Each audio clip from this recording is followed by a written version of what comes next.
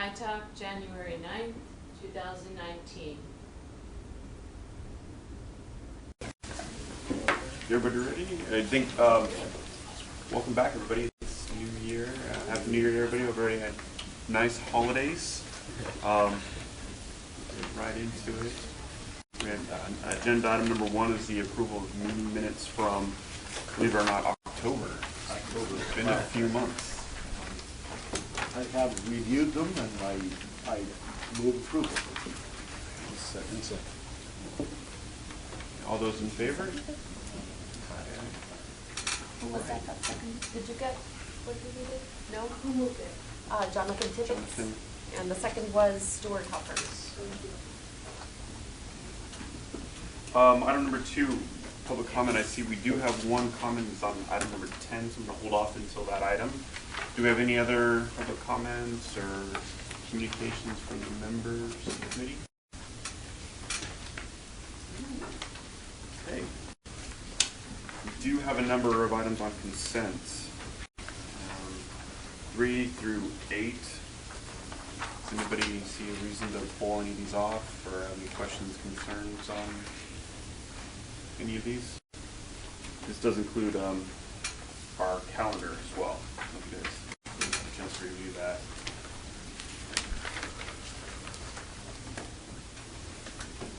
All right.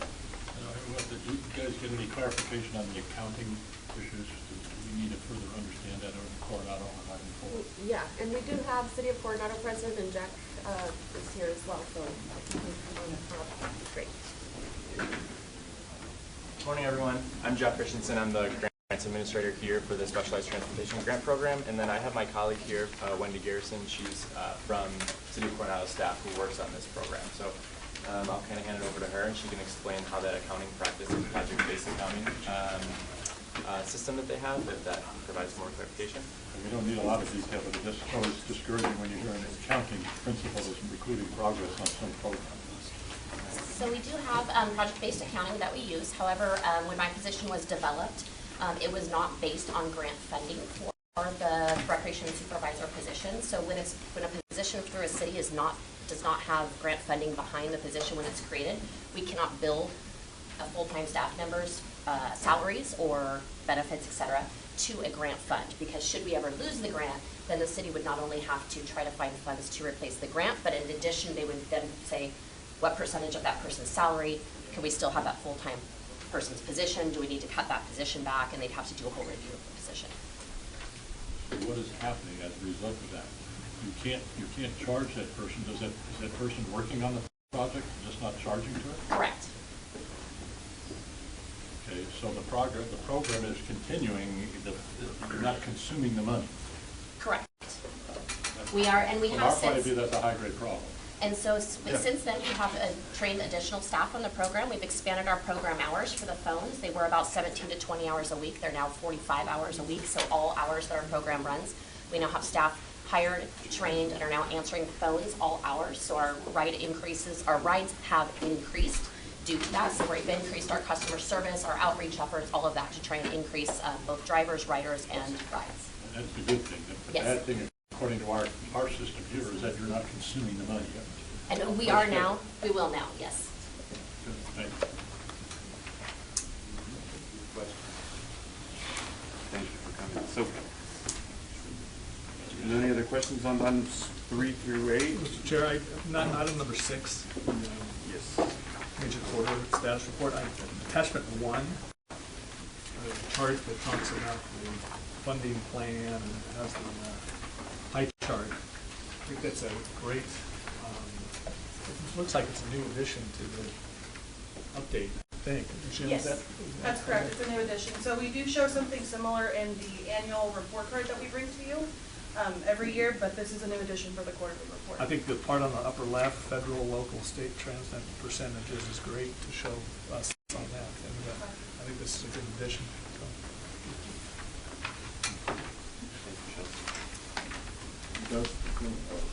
I had a quick question on number 7, the member appointments. Please somebody remind me if we reapply, what term are we? Is it 3 years, 4 years?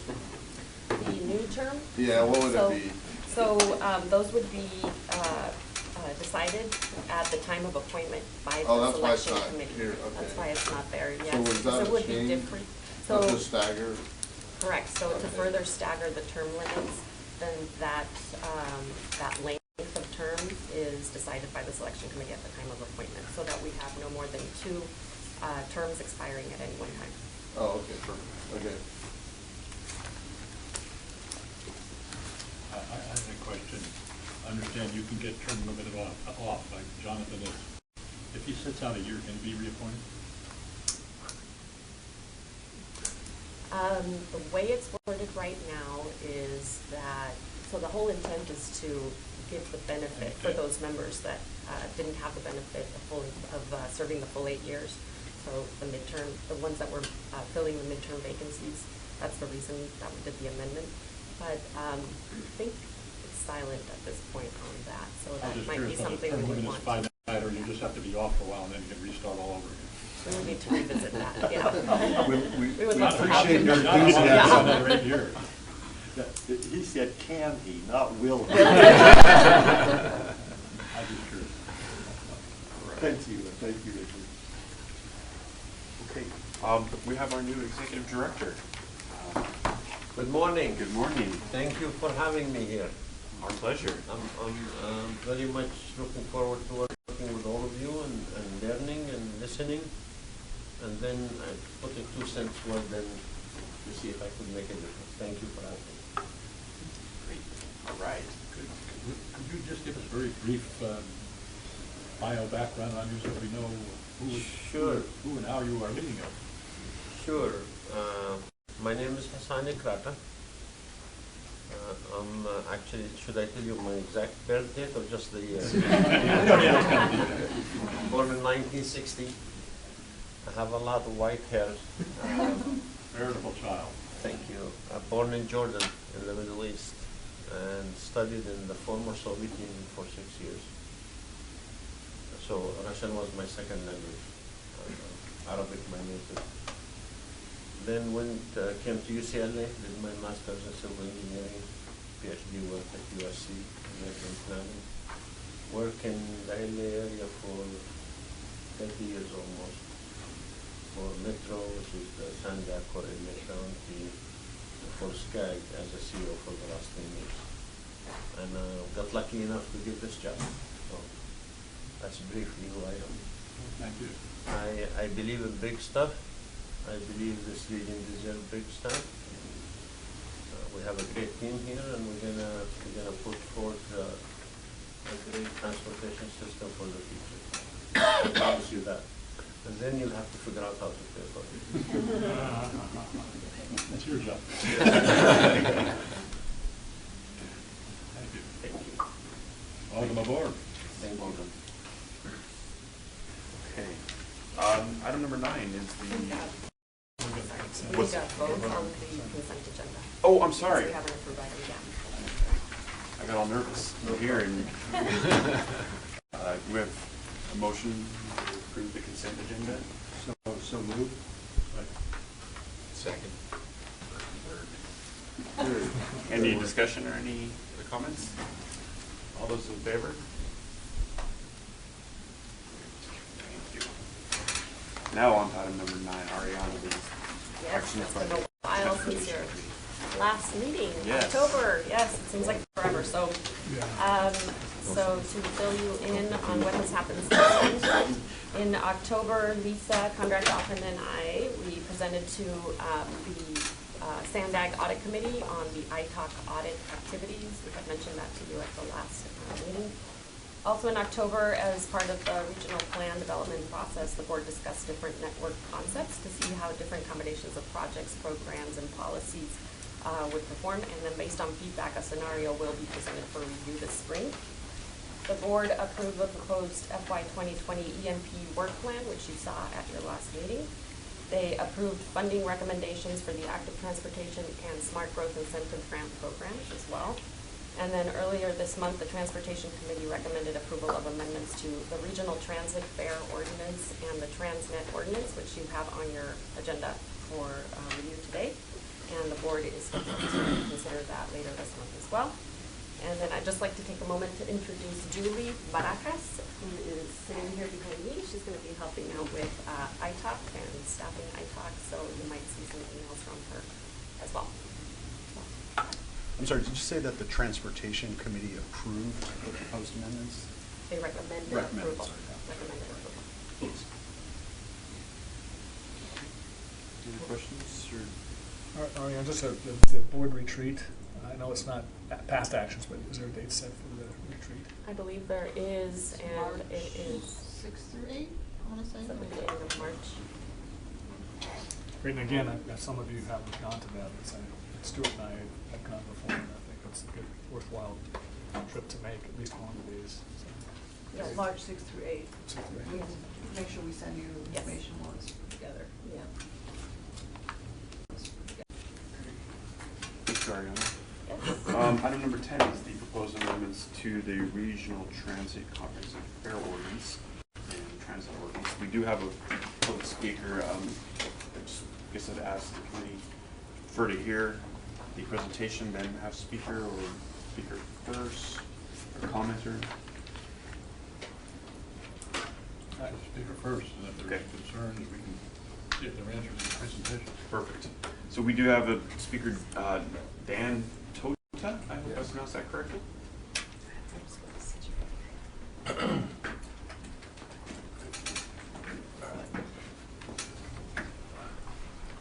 So you want to hear my public comments first? Yes, please. Okay. I am living in Encinitas, a paratransit user. And sorry, because I'm visually impaired, I'm going to use my iPhone for my notes, please. So on this new increase of fares, I understand that North County Transit, approximately $42 per single ride to and from for a paratransit user.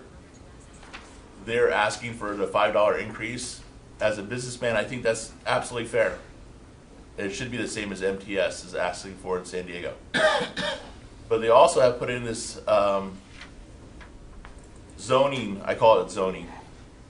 If you have to use 2 fixed bus routes or more to get to your destination, they want to increase the fare for the paratransit user to $7.50. This is not the same as MTS is going to be charging. MTS is allowing their paratransit users to go from Escondido to San Ysidro for $5, Alpine to La Jolla for $5. Why is North County Transit MV being allowed to raise their rates to $7.50 for distance? For example, I live off Acadia Boulevard.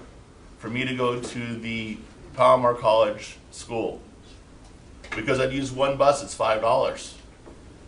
But if I was to go to Encinitas Boulevard and El Camino Real, because that'd be 2 fixed bus routes, paratransit wants to charge me $7.50.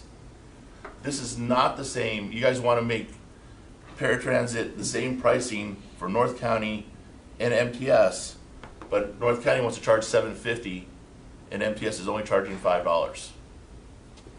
Now, for the fare increases, for a dialysis patient, right now, $3.50 to get to dialysis. That's $84 a month. With the fare increase going to $5, that's $120 a month. For it to go to $7.50 would be the most people would be paying $7.50. That's $180 a month. So, another question that came up at the Transportation Commission meeting was the efficiency of MV Transportation, which is a contractor for North County Transit. I went to the Sandag meeting last year. I went they sent a bus from Escondido to Encinitas to take me to a Sandag meeting in San Marcos. There's no efficiency up there. Being held at $5 per ride will have to make NV more efficient, because there's no reason they should be charging $7.50 versus $5. Let me check my notes real quick here.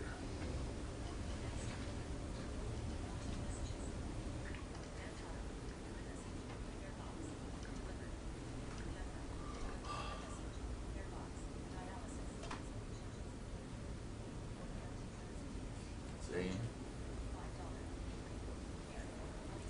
So basically, the state of California recommends that the fare box collection be roughly 10% of the collections. Right now, from the meetings I've been to, because I go to North County Transit meetings, I go to ADA meetings, Aztec meetings, I go to all these meetings. They're collecting $350, they're at 8.8%. For them to go to $5 will exceed 11%.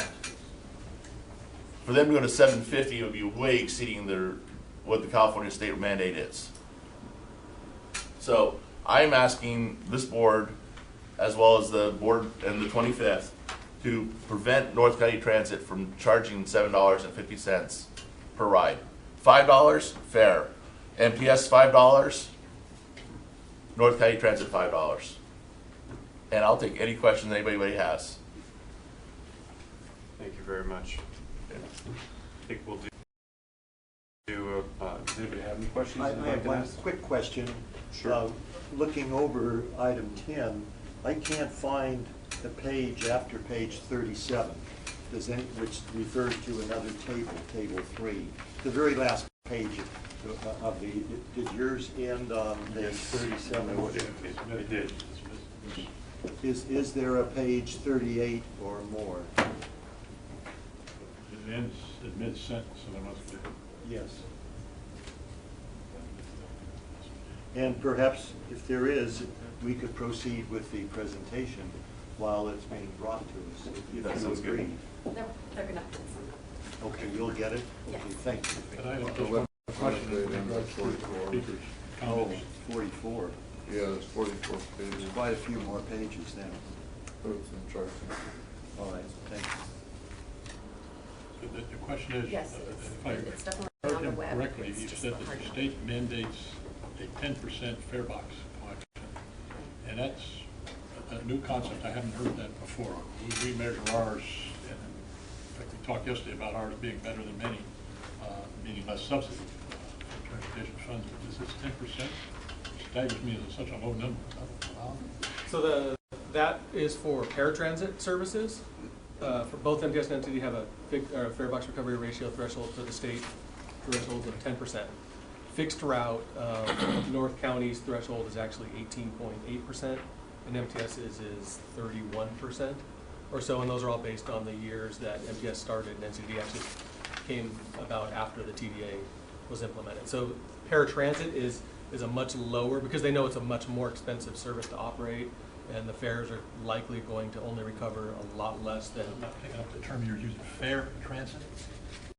So, Say it again. fare box recovery Yeah. is what Dan's talking about, and then the difference between paratransit, which is the services where for people in wheelchairs or who need specialized services on a smaller, and then there's fixed route transit is the other one, and that has the higher fare box recovery ratios. So while we're getting the other pages, why don't we have Brian go through the presentation? And then if we have any questions from Mr. Tota or Brian, we can ask those at the end of the presentation. Right. So before Brian does the presentation, I want to share with the group here, the committee here, what I shared with the Transportation Committee and what I'm going to share with the board. I recommended that the committee move the item to the board. Having said that, I just want you to know that originally this was done to look at simplifying the fare structure. So you're going to see from Brian, the fare structure was so complicated. This process did simplify it a great deal. In addition, our both transit agencies, NCTD and MTS, asked us to look at the fares because one, they have a structural deficit they have to overcome. And two, we haven't looked at the fares for the last 10 years. I will tell you, from pure logic, you don't raise fares when your transit ridership is going down. And our transit ridership is going down, not only here in the country. As a matter of fact, for the first time since we kept data, there's more people working at home than riding public transportation in our country. Having said all of that, if we were to go and say we don't want to raise fare, both transit agencies in Sandag will not meet their requirement, and that will only mean one thing, cutting services. And that will complicate the issue. I told the committee, the transportation committee, I'm gonna tell the board, we're gonna come back.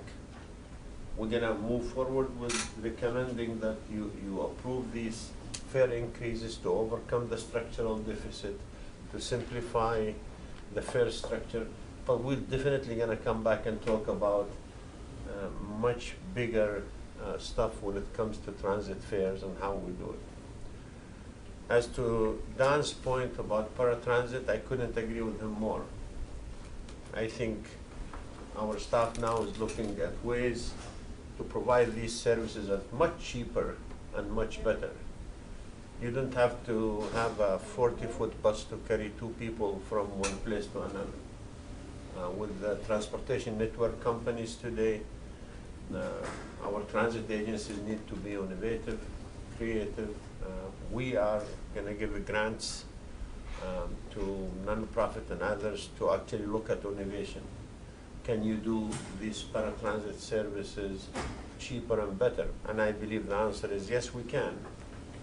Because it's about identifying the individuals that need these kind of services and making sure that we either contract out with companies. They do it in our neighbor to the north in Orange County. Orange County now is looking at Uber and Lyft model to provide paratransit. So Dan is right, we need to look at efficiencies in paratransit services, and we also need to look at fares in general, but we need right now to move this for our transit agencies to overcome the deficit. The other thing is, at one point we're going to discuss with the board is, you know, we're one county, 3.3 million people. We're not small, but we're not big. And is it serve us to have 2 different transit agencies? And that's something for the board to decide. All of those things I just wanted to know before Brian gets into the presentation.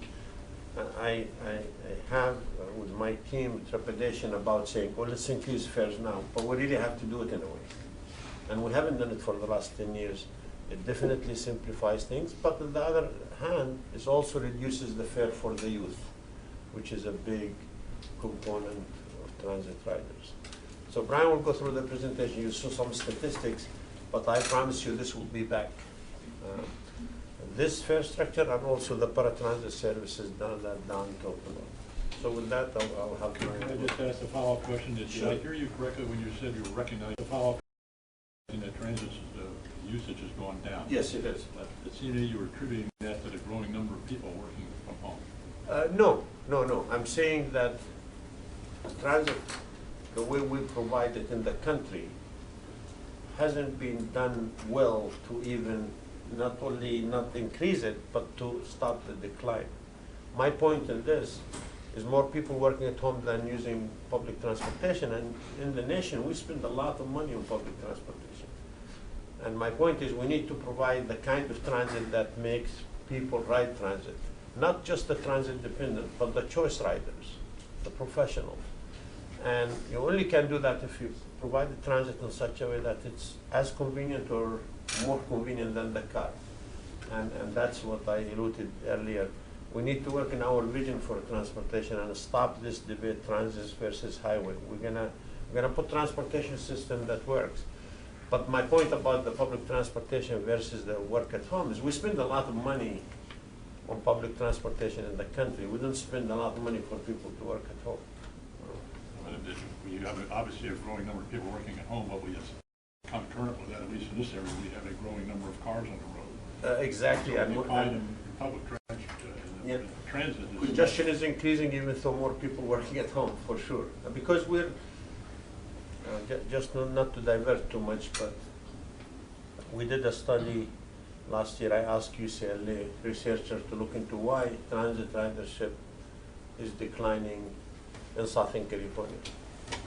and declining in the places like LA is investing tens of billions of dollars in transit, but still declining.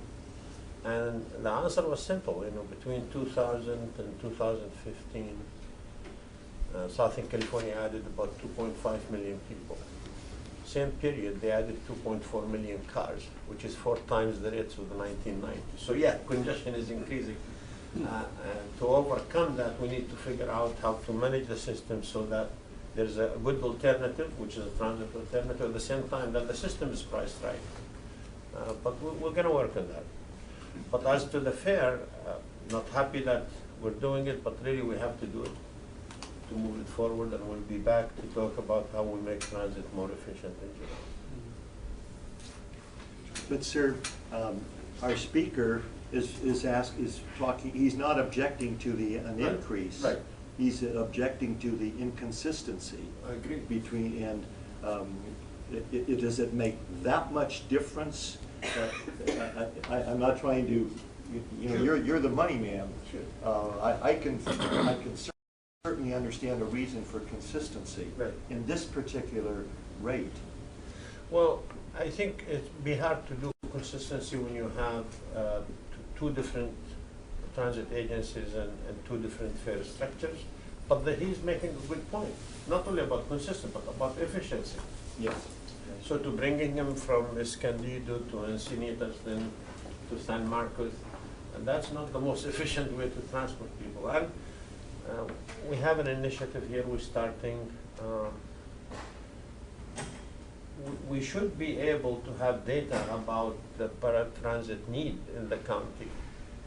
And once we know that need, we should be able to save a lot of money and efficiency and eliminate duplication of services. So there's a lot of work to be done, frankly. Thank you. Thank you. Right. Thank you. So we started a fare study a couple years ago, and some of the goals, and this was in conjunction with MPS and NTTD, and the reason we're here before you as Sandag is State Bill 1703 in 2003 Consolidated Transit Agency Planning. Some of the things that came into Sandag were the short-range planning as well as the fare ordinance at that time. So Sandag took over the fare ordinance for the region, and we work with the agencies to ensure that regional transportation and transit network is as best as it can be for the region. Like Hassan talked about, there's the 2 agencies, so Sandag acts as that intermediary to try and make sure the region is working best. When the study started, it was, like I said, with staff with the 3 agencies, and we had 3 goals when we started the study. First was to simplify the fare structure. And that was a TDA recommendation from our last triennial audit, was that the auditors felt that the fare structure was way too complicated and it made regional travel a lot more difficult because it was really hard to transfer between the 2 agencies in a simple way for especially new riders. Our second goal of the study was to ensure that whatever outcomes we did with the study, that they were revenue neutral or positive. And that's a key component for the agencies is, they have a certain budget and they need to make sure that they're balanced. And as the costs increase, the revenues need to try and rise with them, fare revenues. And then the third was to minimize ridership loss. And with any fare increase that's potentially on the table, there's likely short-term ridership loss. So the idea was to try and minimize that as much as possible when we looked at the study results. Our timeline for the study, we kicked this off, like I said, back in 2016. Did a lot of data collection, did interviews with staff at all 3 agencies, did surveys of the riders out in the field, tried to understand how they're using the system, how the operators need the system to look, what they like, what they don't like about the system. We then started developing various fare proposals and modeling them with our elasticity model. We had a consultant who has that model. We used that in the last fare increase from about 10 years ago. It's a pretty simple model. It just essentially shows for X% of fares that go up, the ridership will go X% down. For X% of fares that go down, ridership may go up X%. We modeled all those different scenarios through that time as well. Early last spring, NCTD asked us to do a transfer analysis of the study, so we went out and surveyed riders that interact between the two systems to try and understand how exactly they interact with the system, what fares they're using, how they're transferring, where their original origins and destinations are. That helped MTS and NCTD over the summer really work through their revenue sharing agreements that they have. For when revenues go into one big pot, they need to understand how to split them back out. And then I went to the Transportation Committee in October just to provide an update at that point. Right after that, we went out to the public, and I'll talk about that in detail on one of my next slides. MTS and NCTD went to their boards last month to get approval for the proposed fares in front of you. And around that same time, I did a Title VI analysis to look at social equity, and I'll talk about that a little bit later as well. Like Hassan said, we went to the Transportation Committee last Friday for the recommendation to the board, and we're here before you, and I'll talk about next steps as well. So unfortunately, MTS and NCTD staff aren't here. They were at the Transportation Committee to talk about the basis for the proposed changes. You know, it's really on them for this, for the short range, 5-year budgets. You know, they need to make sure that their operational costs, when they're increasing, that their fare revenues stay with it. Like Hassan hinted, MTS has budget issues. They have a budget deficit, so they need the increased fare revenues to try and close that gap. This may not entirely close that gap, so MTS is looking at using some SB1 funds to further close that gap, all with the hopes of not having to cut service. Another big thing that they talk about is simplifying the fare structure. MTS has just finished the procurement for a new fare system that will hopefully be in place when Midco starts in 2021. It's going to replace the current system. They chose a new vendor besides Cubic. It's Init, a German-based company that operates in the United States. That system will be a much different system. It's a count-based system. It allows riders to use like a gift card type system where they can ride on the system. They plan on also enacting fare capping, and they talked about that a little bit, but that's this idea of trying to help riders. Instead of charging a rider $72 to ride the bus for the whole month, they slowly pay their fares. So they may pay $250 for one ride, and then $250 to go home at the end of the day. That's $5. As they get towards $72 or whatever exactly the price may be set at, they'll cap that. So the current fare system can't allow that kind of pricing or of a thing, but the new system that will roll out will, and they really need a simplified fare structure to ensure that's enabled. NCTD also came and had just the similar discussion points, looking to simplify to enhance customer riding experience. They've had a decline in fare revenue because of the declining ridership, and their operational costs have increased. They want to invest more in capital improvement, and if they're having struggles with their budgets and fare box recoveries, they struggle to do that as well. So this was the fare table before simplification. You can see how complicated it is. I'm not going to quiz you on these, but you can see the table after simplification. We go down from many confusing rows down to a much more simpler table.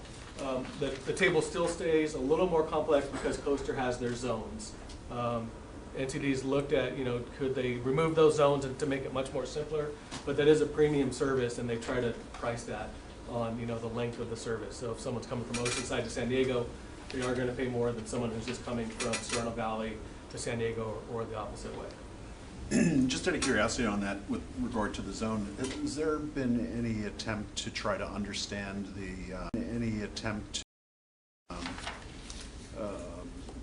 sort of the impact of changing prices as to whether there's a lot of flexibility in terms of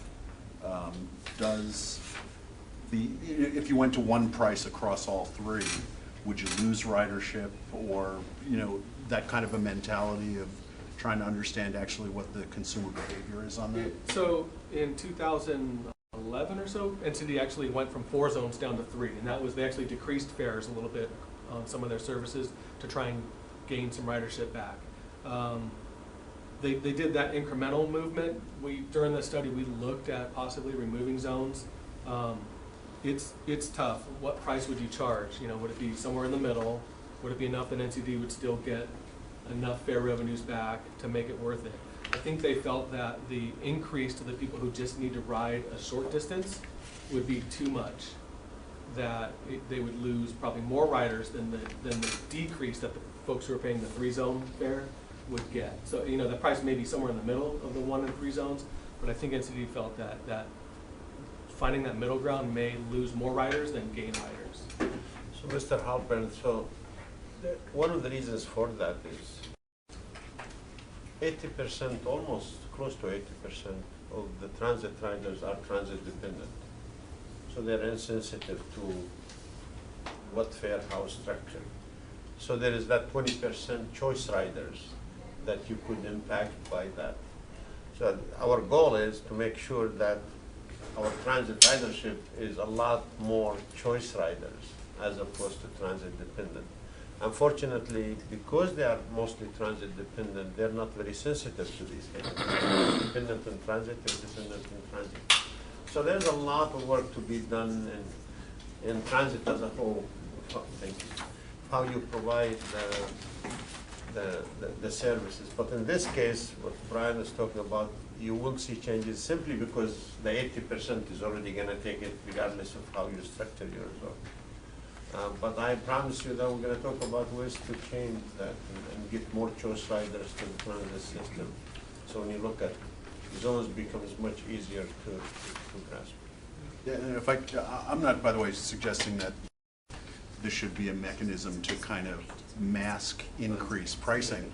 It just strikes me that if there isn't a real understanding of the elasticity, then it's just having the 3 zones by itself probably has some hidden costs in complexity.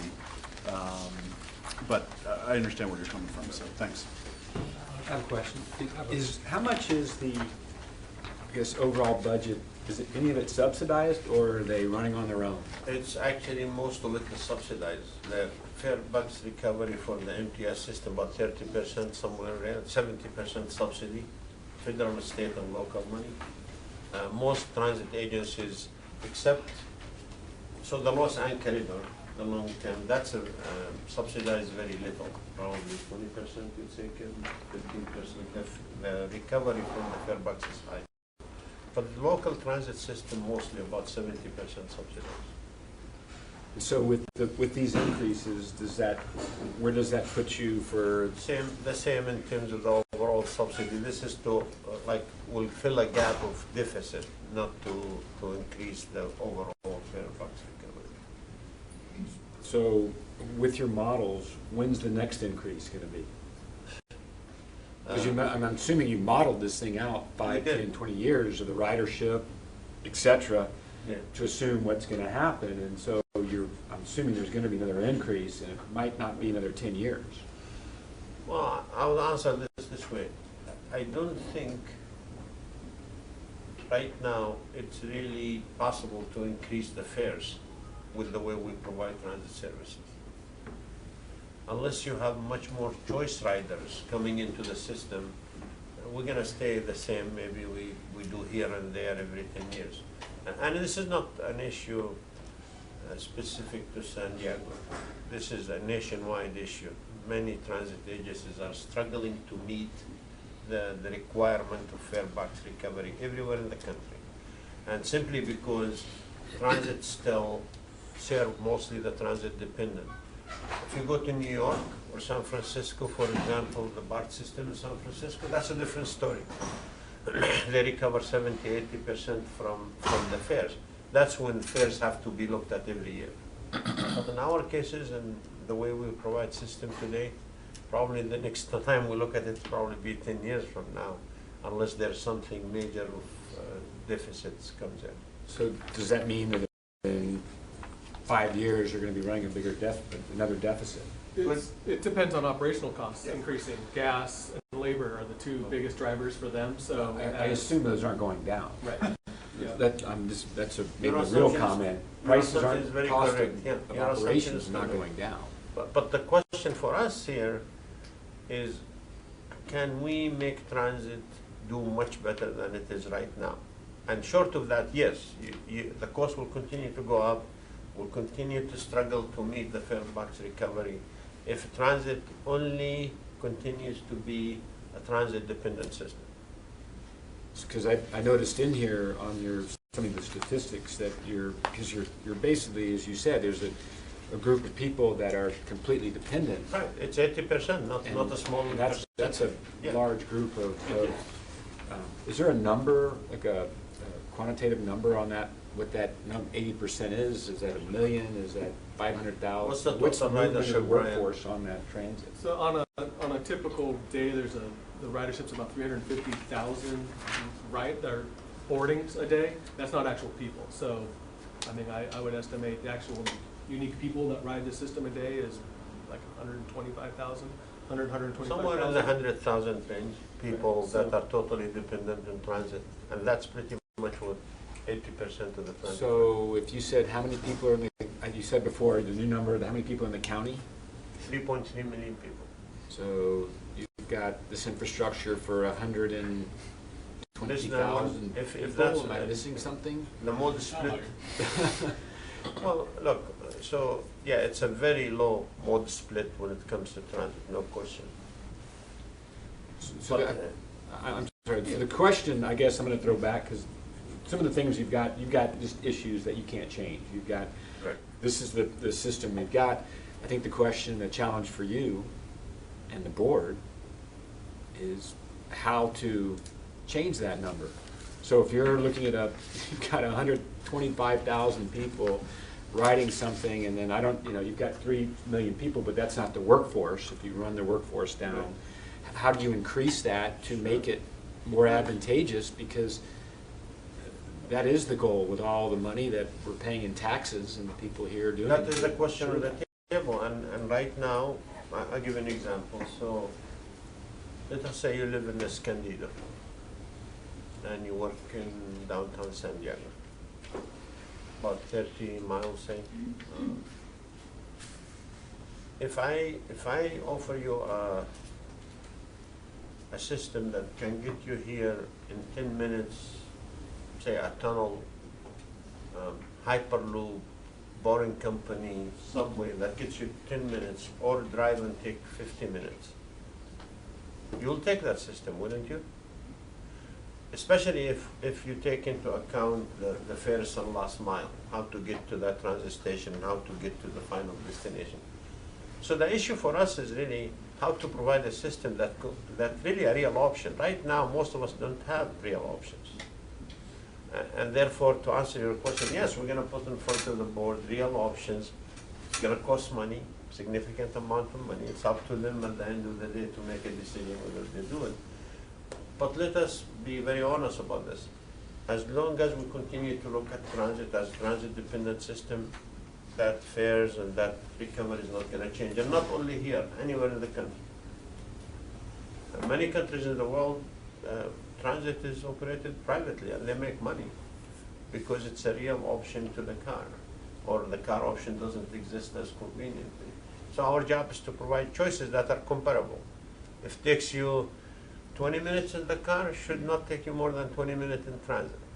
But if it takes you 2 hours in the transit and 50 minutes in the car, you'll take the car, period. And the last thing many people don't like, if you want to drive, this is a free market, you should be able to, but you should pay the full cost of driving too. So if we price the system right, we provide choices, trust me, this number will be totally different. And it's happening in New York, happening in San Francisco, happening in Atlanta, where you have real choices and you price the system right. A couple questions arise to me from this conversation. One is the overall economic model. And we're saying we haven't raised rates basically in 10 years, which is staggering to me. But we know our operating costs have been going up significantly over those 10 years. So if the revenue per use hasn't changed, then the only other variable to maintain our fare box percentage is ridership. Ridership has gone down. So how is it that we haven't significantly deteriorated our fare box ratio over the last X years? So before we started the study, ridership was doing okay, and revenues were still okay. Operational costs, both agencies have done a lot to control costs. NCTD and contracted out all of their services. rather than run it in-house to try and achieve cost savings. So they did a good job there. But as the ridership started declining, about 2 years ago when we started the study, we were looking possibly not raising fares, that things were looking okay, just trying to simplify. But then the ridership's numbers started hitting and their budget numbers started hitting. So it became a reality at that point. But 6-7 years ago, things were doing all right. Both agencies have done a lot to change their services up and make it more attractive. MTS has, pushed more service into routes that are more heavily used and pulled back services from, the ends of routes that aren't heavily used in a way to try and increase ridership and get the service performing better. Ridership, and ridership actually went down, so their efforts were noble, but they didn't achieve it. I think your question is right on. Ridership is going down. We hadn't had fare increases. Where we get the money? It's more subsidies to the transit system through the state and federal money. But also, like Brian said, transit agencies figure out a way to live with that. They do operational changes to make sure that their cost is down. Contracting out services with NCTD save them some money. That's how you do it. Even with declining ridership, you're barely meeting your minimum requirement. The other thing that was staggering to me to hear that 80% of the ridership, you call it transit dependent. That's a staggering number to me, because I was going to really try to get an understanding of your price elasticity. So he's going to go to, I think you have a chart that show that. 80%, that's incredulous to me. It seems to me that part of your ridership is me deciding whether I want to have the cost of driving and parking versus the cost of riding on your bus. There's only 20% of transit riders. I think that's the issue, that they're saying that that's not the case here in San Diego, that from the charts that the majority, are not the type of workers that they were saying that wouldn't have that choice. They're saying that 80% does not have a choice. That's amazing. And we're not creating anything that gives, that someone's making a choice. They're saying, I'm going to drive no matter what. LA passed 2 measures, sales tax measure in the last 4 years. That's going to bring up $120 billion in the next 30 years. Most of it is going to transit. Still, their transit ridership is declining for that reason. It's not the choice rider that you're bringing in. I think once the system is built in LA, that's going to change. But they are now realizing that without managing the car through pricing, nothing is going to work, because we built our system already based on the highway. And unfortunately, it's going to do much more to change that balance. But what we're promising you here in Sandag, we'll put something on the table that will go toward that. At the end of the day, the board might say, we can't pay for it, that's up to them. But our job as your staff is to put something on the table to overcome some of these issues. That's the part you're here for, right? That's right. Change it up. So good luck. Right. We're expecting big things from you. Yeah, well, my job and my team's job is very easy. We'll bring ideas to you. Your job is to make a decision, right? So that's our job. Okay, thank you. So like I hinted at earlier, in October and early November, we did a lot of public engagement to receive feedback. Did 6 open houses around the region to allow people to come in and ask questions and understand the changes. MTS did 14 station pop-ups around their system, brought out tables, and we had poster boards and allowed riders to ask questions. NTD did 3 similar ones. Both had a survey to ask riders how they felt about some of the changes. That was online as well. All of this was, we had a phone number and an email and a web page, and we did a lot of social media output. We did get a lot of feedback. Attachment 4 in the agenda has shows all the outreach that we did, and plus the feedback. It's a lot. It's probably too much for you all to read. But what we did here was, a lot of people were opposing some of the increases. Obviously, some felt that they understood it had been 10 years, so some increases were okay. I think Dan even mentions that he understands some fare increases are okay, but some probably are too hard. That a lot of people really supported the decreases, and I'll talk about what exactly those are. And as a result of some of that feedback, one of the original proposals was to raise a fare from the SDM monthly pass from $18 to $26. As a result of the feedback, they pushed that down to $23 to make it less of an impact. NCTD's paratransit fare that they originally proposed could have been more than the $7.50 that Dan's talking about. They were proposing even possibly up to $10, $15, $20 if a rider had to equivalently transfer on the fixed route system. They were going to go much higher. So NCTD brought theirs down to the $7.50 and are capping it at that. So they're going to the $5 for all paratransit riders for one-way trips. If you have to transfer, if you would have had to transfer on a fixed route, instead of charging another $5, they're going to cap it at $7.50. I think that NCTD does have a higher cost per rider than MTS. They're a more suburban area. Could they run their system more efficiently? Possibly, and they're going to be doing a massive look at their system. And over the next year, you're going to hear about that a little bit. It's similar to what MTS just went through with their system changes. NCTD is going to do a similar one as well to try and look at efficiencies. So overview of the proposed changes. I'll just try and go through these quickly. I think you guys have already been hearing a lot about it, but they're going to make a single one-way fare price of $2.50 for MTS bus, trolley, Rapid, Sprinter, and Breeze. Right now it ranges from $1.75 to $2 to $2.25 to $2.50. So for simplicity's sakes, get that all at $2.50. Most of the increases are for NCTD. They're the ones in real trouble with the fare box recoveries. MTS will have a few of their trolleys already $2.50. Rapid is mostly $2.50, but some of their buses are at $2.25. So it'll all go to $2.50 to make it much more simpler. They've added, and this was something we heard like well over a year ago from the customers, that there's never been a day pass for the senior disabled Medicare SDM riders or youth. That's never existed. There's always been a $5 day pass for anyone, but it was never discounted for those two. So both agencies agreed to add a $3 day pass. And this was also to help mitigate the increases that will happen for the SDM monthly pass riders. If it's going from $18 to $23, if you don't ride enough in a month to actually buy the whole fare, the $3 day pass may be a better option for a lot of the riders. So when we did talk about that, a lot of the riders were actually very excited about having this pass. There will be no change to the $70 regional monthly pass, but NCTD is eliminating their Sprinter Breeze monthly pass. And this was one of those things back in that fare table. They had their own fare structure for their system. They're going to make theirs much more regional. So theirs will go from that $59 Sprinter Breeze pass up to the $72 pass. So again, that's a big increase for the NCTD riders, but it's still at the $72 or the regional price that makes it simple. I talked about this before. There will now be the one discounted monthly pass price of $23 for the SDM and then youth. Currently, the SDM price is $18. The youth is priced at $36. So it's a big decrease for the youth. We heard a lot of feedback from MTS board members, city council members looking for decreasing the youth pass prices. In the past, MTS worked with the city of San Diego and the Unified School District to offer subsidized passes for their student riders.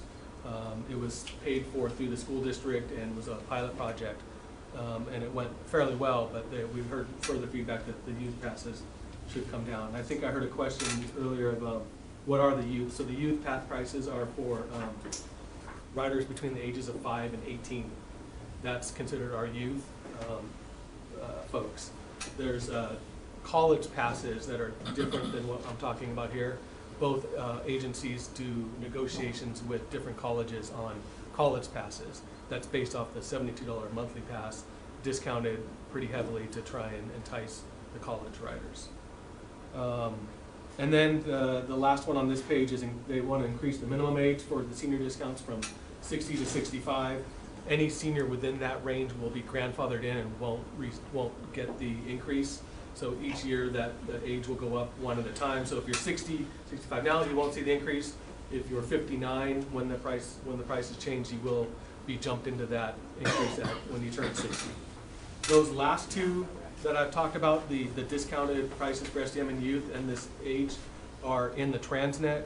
One of the sections calls for discounting those further than what they've used to in the past. So those are the two that are triggering the Transnet ordinance amendments here. MTS is the one that's really been pushing for both of these. They're in the monies they receive from the Transnet dollars. These pass prices, when they were originally proposed during the ballot elections of 2004, were planned to be X million dollars a year. The usage of these has increased so much that it's costing MTS a lot more to subsidize the SDM and the senior ages down a lot more. So MTS has asked us to increase these. This will help them receive more Transnet dollars for service operations than for the fares. A few more of the proposed changes are prices increases for the coasters. They're doing increases across the board for one-way, monthly, and day pass. They've also, though, added a one-way youth coaster one-way discount. That's never been there before. That'll hopefully entice youth onto the system to ride one-way. And they're also adding a $7.50 day pass for the seniors and youth. That day pass never existed in the past as well. There'll be an increase to the adult regional day pass from $5 to $6 for all riders. And then to further simplify the system, they're eliminating the seldom used 2, 3, 4, and 14 day passes. And then discontinuing transfers between trolley to align with the bus policy. Back when the Compass card started and the fares were changed, you used to be able to transfer from one bus to another for free. If you paid, you got a piece of paper. Both agencies really wanted to get away from that with the Compass card. So that's when they introduced the day pass at that point to try and entice riders to have an option to ride for all day at a cheap price. But as with any of the monthly passes or a day pass price, if you buy that, you can ride all day on that across the whole system for that pass price. So this is just kind of aligning the trolley with the bus. Brian, you and I started to shove the youth, and you discussed youth, and a couple of minutes ago. You mentioned the student, and particularly the subsidies that the universities are right. the student. What's the distinction between a student and a youth? So youth is, so if you're 5 and under, you ride free on both systems. On the weekends, I think both systems have a 12 and under free policy. But if you buy a youth pass, or now there'll be a youth day pass, that's for those between 5 and 18 years of age. So that's considered youth. They do have to show a student ID or some sort. I mean, if they're young enough, it's obvious you don't need to show ID. But when you start getting in older high school ages, they do request that you have your student ID to show. In your package, your definitions, there's a title student, but I didn't see it defined or used anywhere. Right. So student may be more for the college passes, and like MTS has negotiated with the University of San Diego, UCSD. They have a U-Pass now. We changed the fare ordinance a few years ago that every student at UCSD gets a free pass. They pay for it, but it's a very low price. If I'm a junior college, if I'm a student and I'm not on state or UCSD, do I get a special rate? If you're over 18, you have they negotiate rates with the various colleges. So they have a rate with SDSU. It's a much decreased, I think 20-30% off. As a student, I'm dependent upon my university to get me my rate. There isn't a rate for a student. Correct. Right. Yeah. All right. So the impacts for these fare changes, using that elasticity model, which is it's rough around the edges. It's not perfect, but the estimated annual revenue increase for the two agencies would be about 7.6 million, a 7% increase, while the ridership decreases would be 3 million, or about a 3% decrease. So go ahead. Presumably that's a net revenue, taking into account the decreased Correct. ridership. That's the from the full elasticity with the decreased riders. This would be your net revenue. How confident are you on that elasticity model? You said you had some experts years ago. I assume every system goes through the same issue. They do. Go back to the previous chart. I think that you're asking good questions. I don't think we're gonna see, again, because 80% of those riders are transit dependent. You're not getting, but the models estimate that based on some elasticities built in them. So right now, just to keep you informed and make sure the board has, the model said maybe we get a 3% reduction in ridership. Oftentimes that reduction will not be long-lived because again of the transit dependency that most of the riders have. MTS and NCTD, they don't believe they'll see that type of hit at all. The model wasn't probably very good at estimating how much more ridership we'll get from the youth decrease, as well as those newly implemented day passes for seniors and youth. It's just hard to model that. The models a nationwide model. The consultants use it at other agencies, but it's not perfect. I think they're hoping, they think they may not see any of this ridership decrease. They're hoping for that. Back on the student thing, a 19-year-old high school student, of which there are probably not many, they would not be eligible for anything. Correct. And you're saying every junior college has cut deals with you guys? I believe every university and college is Palomar College. Yeah, they all have deals. They would be paying the adult fare if they didn't. Unless they went to a college Over or 18, university. yeah. So you're suggesting that potentially the increase in youth ridership would offset the loss of the older ridership? And that would we assume then the older ridership would then get cars to get to A to B, or? No, they probably won't take, no, they won't get cars, but they won't take as many trips as they normally would. And so what does this do for cities like San Diego? 2.5 million MTS primarily in the city of San Diego. They have a climate action plan, and I'm assuming most of that comes from a reduction in VMT or vehicle miles traveled. Does that have a huge effect on their ability to? It will have a huge effect on our ability to show the state that we're going to meet the greenhouse gas emission reductions. That's not a good story to tell. Yeah. Remember the 2.5 million, these are boardings, so they're not actual. So the number, in terms of number, you probably talk about 10,000 trips a day.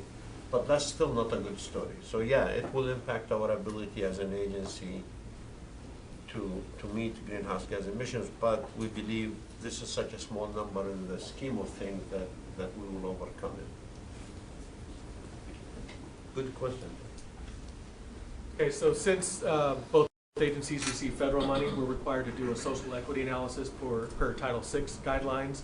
FTA has prescribed guidelines on how that analysis needs to be done. When the Title VI circular was revised 6-7 years ago, we came to our board to reevaluate what kind of a threshold would we look at. If we ever do a service change or a fare change, how would we do our analysis? The board voted on that they would do a 10% threshold. So if, just throwing out numbers here, not these, but if 50% of your riders are minority and what you're proposing to do would impact more than 60%, that's more than that 10% threshold, you can't do that proposed change unless you can show it's at an absolute a must that has to be done, and you looked at all other alternatives to make sure that there were no other alternatives that wouldn't have a disparate or disproportionate impact. So we set that back in 2013, and that's the number we use to then look at the numbers for today. We found out from our onboard survey that we did in 2015, we surveyed more than 33,000 riders across all routes. We got demographics, origin destination numbers, understood whether their ethnicity and their income status is, what fares they're using. From that data, we found out that 72% of our riders are considered minority, and 66% are considered low income. And we use the 200% threshold rather than 100% or 150% of the poverty level, knowing that San Diego is more expensive to live in. From the data from the proposed changes, we found that 67% of those that are going to be adversely affected by the changes are minority. So since that is actually less than the proportion of minority riders per the Title VI guidelines, that's not a disparate impact. For the low-income riders, it was about the same exact proportion of those being adversely affected as our low income in the system. So for that, we found that there's not a disproportionate burden on the riders. Now, that's not saying that that's not hurting their wallets more than others or things like that. It's just per the guidelines.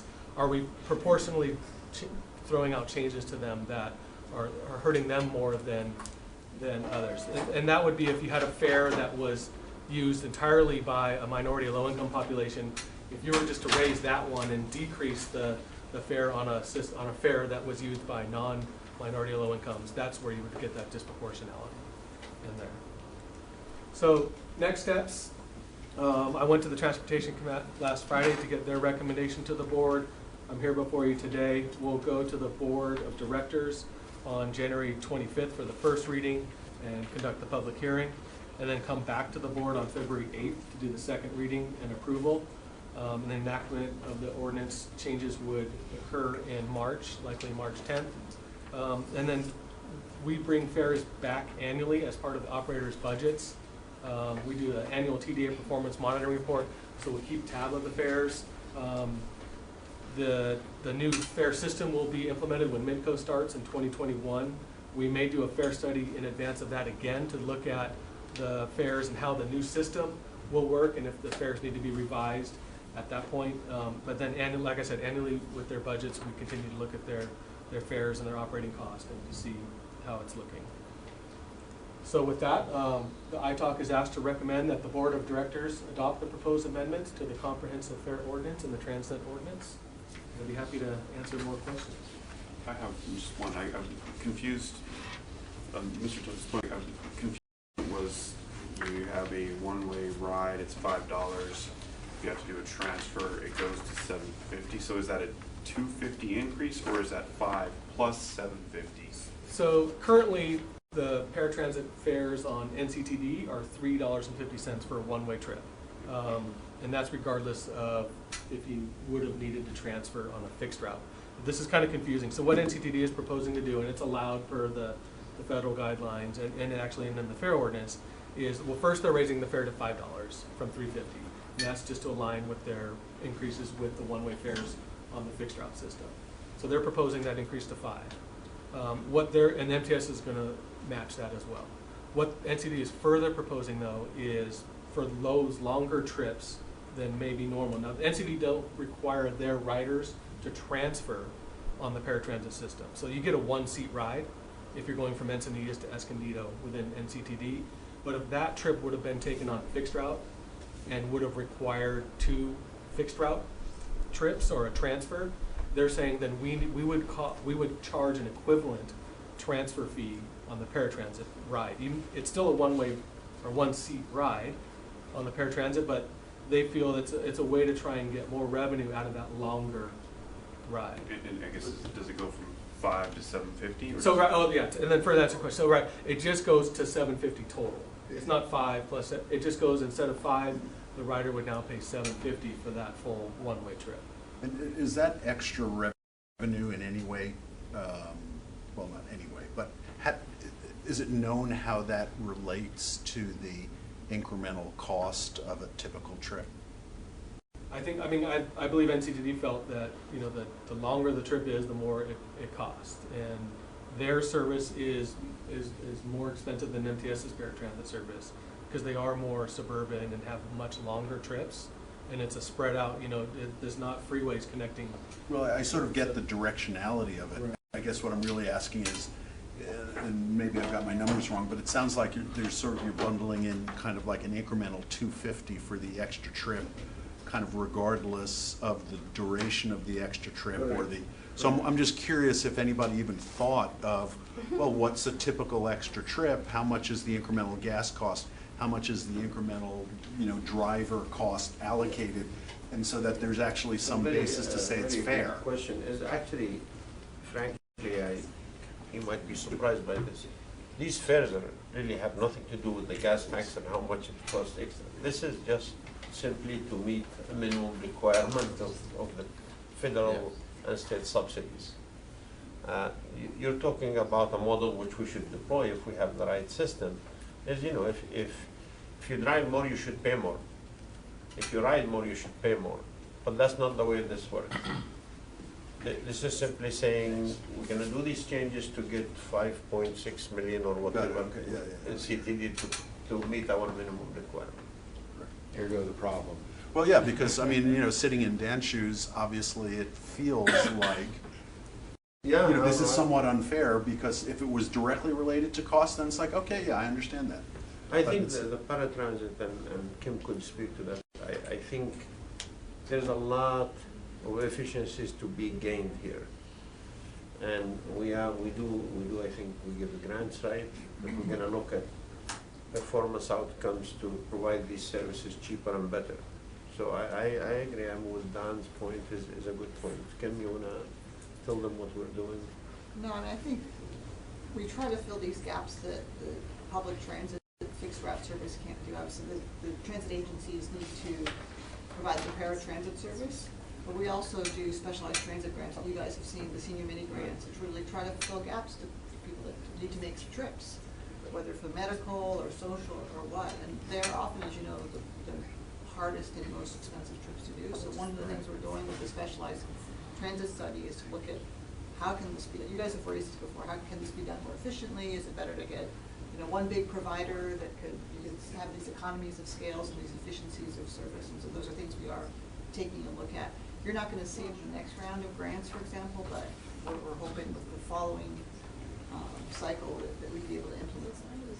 So this is just more of this is a necessity that we will do and must do, and there's a cost to that, and sure, that'll be borne by maybe the system, not by the few. You have to keep in mind that the paratransit dependence, we have the ability to know how many and where they are, and that would help us a great deal of how to provide services. So if you have 5 individuals somewhere, there is many ways to do it except saying, let us have a whole paratransit services that, like Dan mentioned, takes you from one place to another regardless, because that's the service. So we have some work to do. One is having the data and information, and 2, maybe looking at models, private models, public models that could provide it much cheaper and much better. Just so I understand specifics, Ryan, and for Dan, is it correct that today Dan can take a trip and make a switch for $3 total, and that under the new rules it's going to be $5 plus $2.50 for $7.50? Correct. So his particular rate Correct. is more than doubling. Correct. Correct. All right, and then is it also correct that we have different rates for paratransit versus folks that do not have a problem as Dan has? Correct. All right, so my question is, you say very nicely, Hassan, may we call you Hassan? Yes, of course. That you're going to study this, but if we put these rates into effect, the next time Dan gets on to make a switch, it's going to cost him more than double. That's correct. Not all people that make switches are paratransit rates. My question is, if you look at this rate change just for paratransits and were to reduce this, eliminate this $2.50 bump additional, how much of an impact would it take on this, would it make on this? I think it was 2.4 million that you said would be passed through NCTD. How much of an impact, what percentage of these riders are paratransit? You get my gist. I do, and there will be an impact. And I bet you that I can't speak for them, but the transit agency will come back and says, okay, you don't want to do it, fine, I'll cut services. I don't think that's the point. The intuitive response to his question is the paratransit must be a small It is a small percentage. percentage. So if you eliminated that portion of the increase How much on of that the small money impact? percentage, How much of a how dollar much is it? We can find that for you. We could find out, I'm not sure exactly. Yeah, we can find that impact, but it will be an impact. It will not be significant. If it's not significant to the overall issue, and the percentage increase to the user is disproportionate to the percentage increase to all the other users, I agree. there should be a somewhat short discussion. I agree. I think we need to find that number. Would you do that? Because I sympathize with Dan. I do too. And with riders like Dan. We will get back to you with that number. Well, could we state, we're asked to vote to recommend this. Yes. Can we recommend it with the proviso that you are going to examine the impact of this double bump on the paratransit rates, on the overall? You can. We'll get that number probably. Yes. I support that motion. Yeah. Right, thank you. And we leave it to you to make a judgment of how significant is insignificant, and whether that should be extracted from the overall change. We can get you the number. What you decide after that's up to you, but we can get you the number for sure. Do you want to make that your motion, then? Yes, I would like to. And was Well, that clear? if I could just, for sake of clarity, Yes. I think we're all agreeing that it would be helpful to know the number. The question is, and I think the spirit of where you're coming from is, we want more than just to know the number. What we would like is, to the extent that the number is, and this is obviously very subjective, is a sort of a relatively insignificant number. We would like the spirit of this would be that you roll back the proposed change that Dan's protesting. Yes. That's more. Keep it as today. Please put that into my motion. But you understand, Yes. so we're not just asking for the number, we're asking that. Not just asking for the number. Assuming that number really is a relatively insignificant number, we would like to see that the proposal be amended. Yeah. I think that's a legitimate ask. But also keep in mind that the other fare increases, for example, increasing the senior age from 60 to 65. Yeah, That might not be a everybody's gonna have- significant yes, right. number either. Sure. And then when you start adding this up, they add up to a significant chunk of the, but you deserve to know these numbers. What you do with them, and then, because one would argue if you're gonna do that and make that exception, make it for the senior 60 to 65 when it kicks in, or other stuff. But we'll get you the number. I think you have every right to ask that, and if the number is insignificant and you think this is something you need to leave out, that's up to you at the end of the day. Just a quick follow-up on that is, what's the, I'm 60 years old, I wish, and you're now considering I have to pay the regular fare until I get to be 65. What percentage increase does that reflect on me? So currently, you would be paying $18 for a monthly pass. The increase is proposed to go to $23. So seniors, in a couple months, will be paying $23. If you're no longer considered a senior, you'd be paying $72. 18 to 72. Correct. That's a significant, sure. I think we'll get you the numbers, and your motion is fine. I expect the board, at the board meeting of the 25th, they're gonna be a very similar discussion. But I will tell you that as horrible as it is to do this to Dan and others who depend on transit, the alternative is to cut services, which would be even more horrible. So, right. Yeah, that's what I guess it's one thing to know those numbers, and if we suggest that they modify them, but then is the reaction by the agency that then to counteract that, right. They've got to cut something. Yeah, of course. So that's what it's it's even kind of hard to, without knowing. Yeah, we'll get you those numbers, and I will tell you, these are, originally this started to simplify the fare structure. It dived into our transit agency are not meeting their requirement and have structural deficits. And they will tell you, both Paul Laplansky, the executive director of MTS, and Matt Tucker, they will both tell you that the only choice left for us if you don't do this is to cut services. And I'm wondering if, because I understand what you're saying. In this case, Dan happened to show up, but in Sure. other cases, somebody who's 63 will show up, or 65, what have you. The other thing, it just sort of strikes me that, and I don't know if this is practical or if this is just not the way you tend to think about these things. In a scenario where for a certain category of rider, the point being that you're proposing something that doubles or more their cost, if it's reasonable to even think about a staged implementation so that there isn't quite the sticker shock of somebody. It has that. I think for the senior, the 60 to 65, I believe if you are within that, you continue in the old system. So there is a staggering of implementation. Well, so that's sort of like, I guess, like a grandfathering, which makes sense. Yeah, there is. But for example, for people, in Dan's situation, right. getting hit with a doubling of your cost is, for some people, could be pretty distressing. I think once you know the number and the impact, you will have an easier time deciding, because it's all relevant information, but the overall goal is, we need to overcome structural deficit, not have the possibility of cutting services. But I promise you, all of this is gonna be back to you on the table. How do we provide a future transportation? My support for this motion atrophies significantly, given what I just heard here, that the non-seniors now, the 60 to 65 people are what is like a tripling. Oh, wait, I think, no, if we could clarify. So if you're already a senior and you're already getting that benefit, you don't lose it. You're okay. Okay.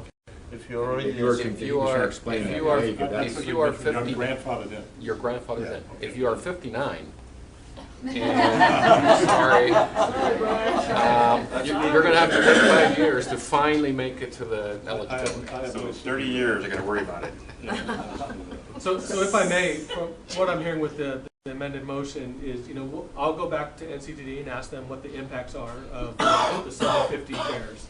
When I go to the board in a couple weeks, I'll have those numbers ready. Let them know, that I'll be letting them know the TC already made the recommendation. The ITALC did it knowing that they want to find out more about this, aren't happy about this, and kind of lay it out like that. And does that, I think, get to what you were? I think so. So I have a little twist here. Both MTS and NCTD are considering tax measures in 2020. And what, is that for infrastructure, or is that going to include some of this? Because I'm just curious how this is going to. I'd love to know the answer. I don't know. Because I mean, they're asking for this change, yet 2 years from now, there's going to be a tax measure in November 2020. Well, ask a different way. Is it either typical or ever done that tax measures are used to cover operating deficits? Oh yeah, they can. The current transnet covers operating. They can, but I personally think to have 67% of our residents to vote for something unless you have a pretty convincing vision beside paying for structural deficit is not going to go. I mean, in the more LA is more liberal than San Diego, and getting 67% is like, wow, it's like by the 10. So they could do structural deficit. I think that would be the wrong thing to do. I think whatever measure you're going to go for should put a vision that people can relate to, can make this discussion more relevant. I'm just curious on the timing of this, because it is interesting, because they are considering that, and they're. They're considering doesn't mean they're going to go. I mean, I think they're going to do some polling and. I believe where MPS is, they have a internal board committee that's working on it, but they're in the polling stage right now. And just to clarify, in terms of like our Transnet measure itself, so the majority goes to infrastructure projects, but the discounted fares that we've been talking about, the seniors and the youth, they are subsidized by Transnet. Oh, okay. Yeah, so a portion of the dollars does, if you consider this operating costs. No, I was just making a comment about what's coming forward here later on. So. We have a motion and a second. I did want to ask Mr. Tota, I told you had your hand up. Yes. Anything you wanted to add briefly? A couple of things. One, most of the people that use paratransit are on disability, on a fixed income. Second of all, I heard mentioned by Brian that going from Encinitas to Escondido, there should be more because it's a farther distance. I proposed to North County Transit to have the first 20 miles be for $5. Because I do understand there's people that go from La Jolla to Valley Center to the casinos, and that's a long distance. You're putting a van, the driver, mileage, gas, whatever. It's a farther distance. I understand that. That's what I proposed to North County Transit, the first 20 miles for $5. The problem where they have it structured now is if I go 2.5 miles, because I'd have to use 2 fixed bus routes to get there instead of paratransit, it's $7.50. I can go from my house in Encinitas to Palomar College, which is 8 miles, for $5 because it's one bus, the 304 bus. For me to go from my house to, say, Solana Beach, that's going to be $7.50. From my house in Encinitas, which I live off Acadia Boulevard, going to Encinitas Boulevard in El Camino Real to like the Ralph Shopping Center, the CVS Shopping Center, that's going to be $7.50. So this is why it's not proper, it's not balanced. Once again, if MPS can take somebody from Escondido to San Ysidro for $5, MDS should be able to do the same thing. I used to go to the Braille Institute. There was 5 people who lived in North County. They would send 3 different buses to pick us up. We lived in a row. 3 in Encinitas, Oceanside, and Vista. They won't send 1 bus to pick us up. They send 3. I go to the dialysis center in Oceanside. There's 2 people who live 2 houses apart. They get off dialysis at the same time. They send 2 buses to send 2 people to the same neighborhood, 2 houses apart. So, by limiting MV, North County Transit, to $5, they're going to have to find their own solutions. Don't hit me in my pocket. I'm on Social Security disability. So that's all I'm asking is get rid of the $7.50. I can accept the $5. Most people I talk to can't accept the $5. But for like people on chemotherapy or radiation and they have to go to and from, this is going to be a hardship for people.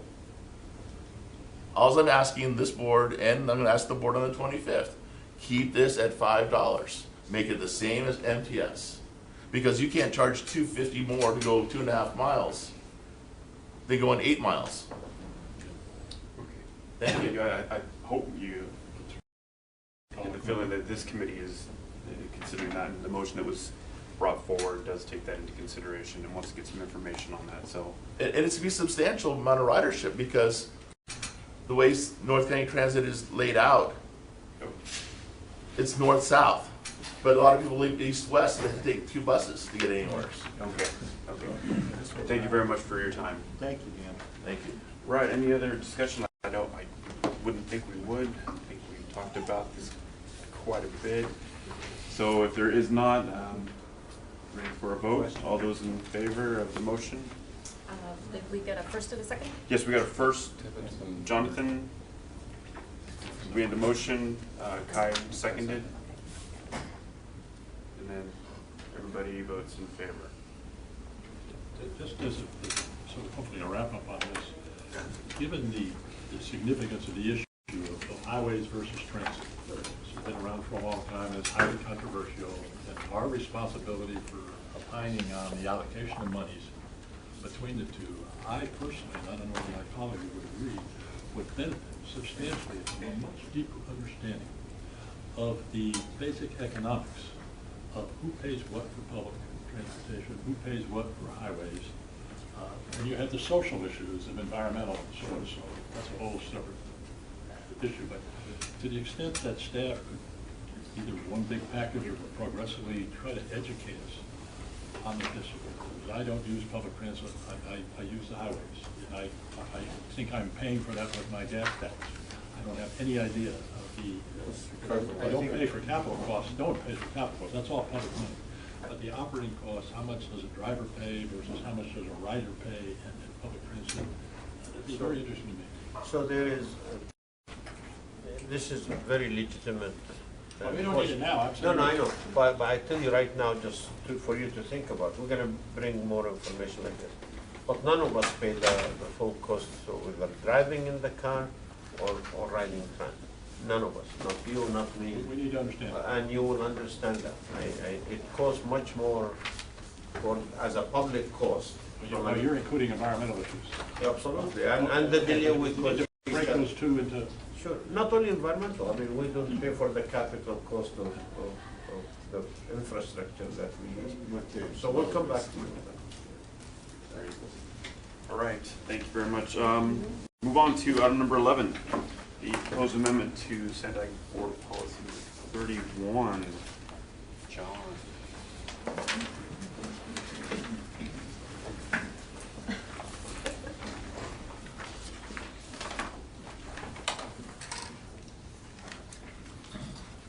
Good morning.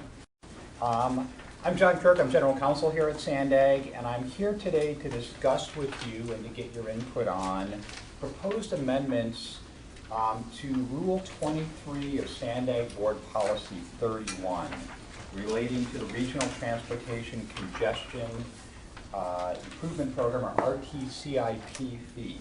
Specifically, the exemption under that program, which is under the Transnet ordinance, of accessory dwelling units to collection of that fee. In terms of background, the Rtcip is an element of the Transnet ordinance. And we're bringing this to you today in your role and as your oversight role to the Transnet ordinance to get your input on this. And this fee is paid to local jurisdictions generally for every new residential unit developed in San Diego County. The fee was initially set in the ordinance, I believe, at $2,000. It's indexed, increasing every year based upon a specified economic index. It's currently just short of $2,500 per unit. The purpose of that fee is to fund improvements to the regional arterial system, and each local jurisdiction is responsible for collecting that fee as they approve the development of these new residential units. The ordinance also has a number of exceptions where this fee is not required to be collected for specified types of residential developments. One of those is low-income housing. There's others, but the one we're focusing on here, specifically, it calls it out as guest dwellings. That term, though, is not otherwise defined. A Board Policy 31, as you know, is a board policy that contains a number of different rules, and these rules are intended to clarify, provide definitions for the application of the Transnet ordinance. So what we're proposing today as an amendment to Rule 23 of Board Policy 31 is not an amendment to the ordinance, but instead it's a clarification of this term that's contained in the ordinance. There's, over the past few years, there's been quite a bit of state legislation encouraging local jurisdictions to approve development of what are generally termed accessory dwelling units. Local jurisdictions have had a lot of interest in this as well. We've had a lot of inquiries from local jurisdictions, as especially with the housing crisis, as they're getting more applications for these. And ultimately, the way that this comes to staff is saying, we're looking at approving this. Can you tell me if this qualifies as a guest dwelling under the ordinance? Right now, we don't have a lot to point to on that other than its plain meaning. Is it dwelling? Does it apply to guests? And what we're trying to do is to provide some clarification for local jurisdictions so that we have something that can fit all of our jurisdictions, can have a common terminology to give them certainty as they move forward. And this is especially important to them because ultimately they undergo an audit to make sure that they have collected this fee properly. If they misinterpret the rule, then they risk losing some of their local funding from Transnet. Our goal in the proposed language is to provide clarification on what that term guest dwelling means. And we're proposing to do that by adding language to the end of Rule 23 defining guest dwellings. The proposed language would define a guest dwelling as not more than one attached or detached residential dwelling unit, accessory structure, or accessory dwelling unit on the same parcel as an existing single-family dwelling which provides independent living facilities for one or more persons. Initially, that language was based upon a definition in the government code dealing with promotion of development of these accessory dwelling units, and it defines the term accessory dwelling units. But then we modified that a bit more as we started to get input from local jurisdictions, both directly and through a few different working groups that we brought this through. We found that some local jurisdictions apply that differently, and so we didn't want to get as much maybe into the detail of the government code, but it's still generally based upon that government code definition. Ultimately, we took this, we've already taken it to the regional planning technical working group, got their input, to the cities, counties, Transportation Advisory Committee, or CTAC, got their input, have worked with staff members of different council members along the way to see how it impacts them. And we feel at this point that we have a pretty good definition that will be relevant and meaningful to all of our local jurisdictions as they move forward in this. It's our estimation that this would be revenue neutral. We're not looking to exempt more or fewer units from collection of the Rtcip fee, instead just to clarify that guest dwelling means X so that they can apply that properly.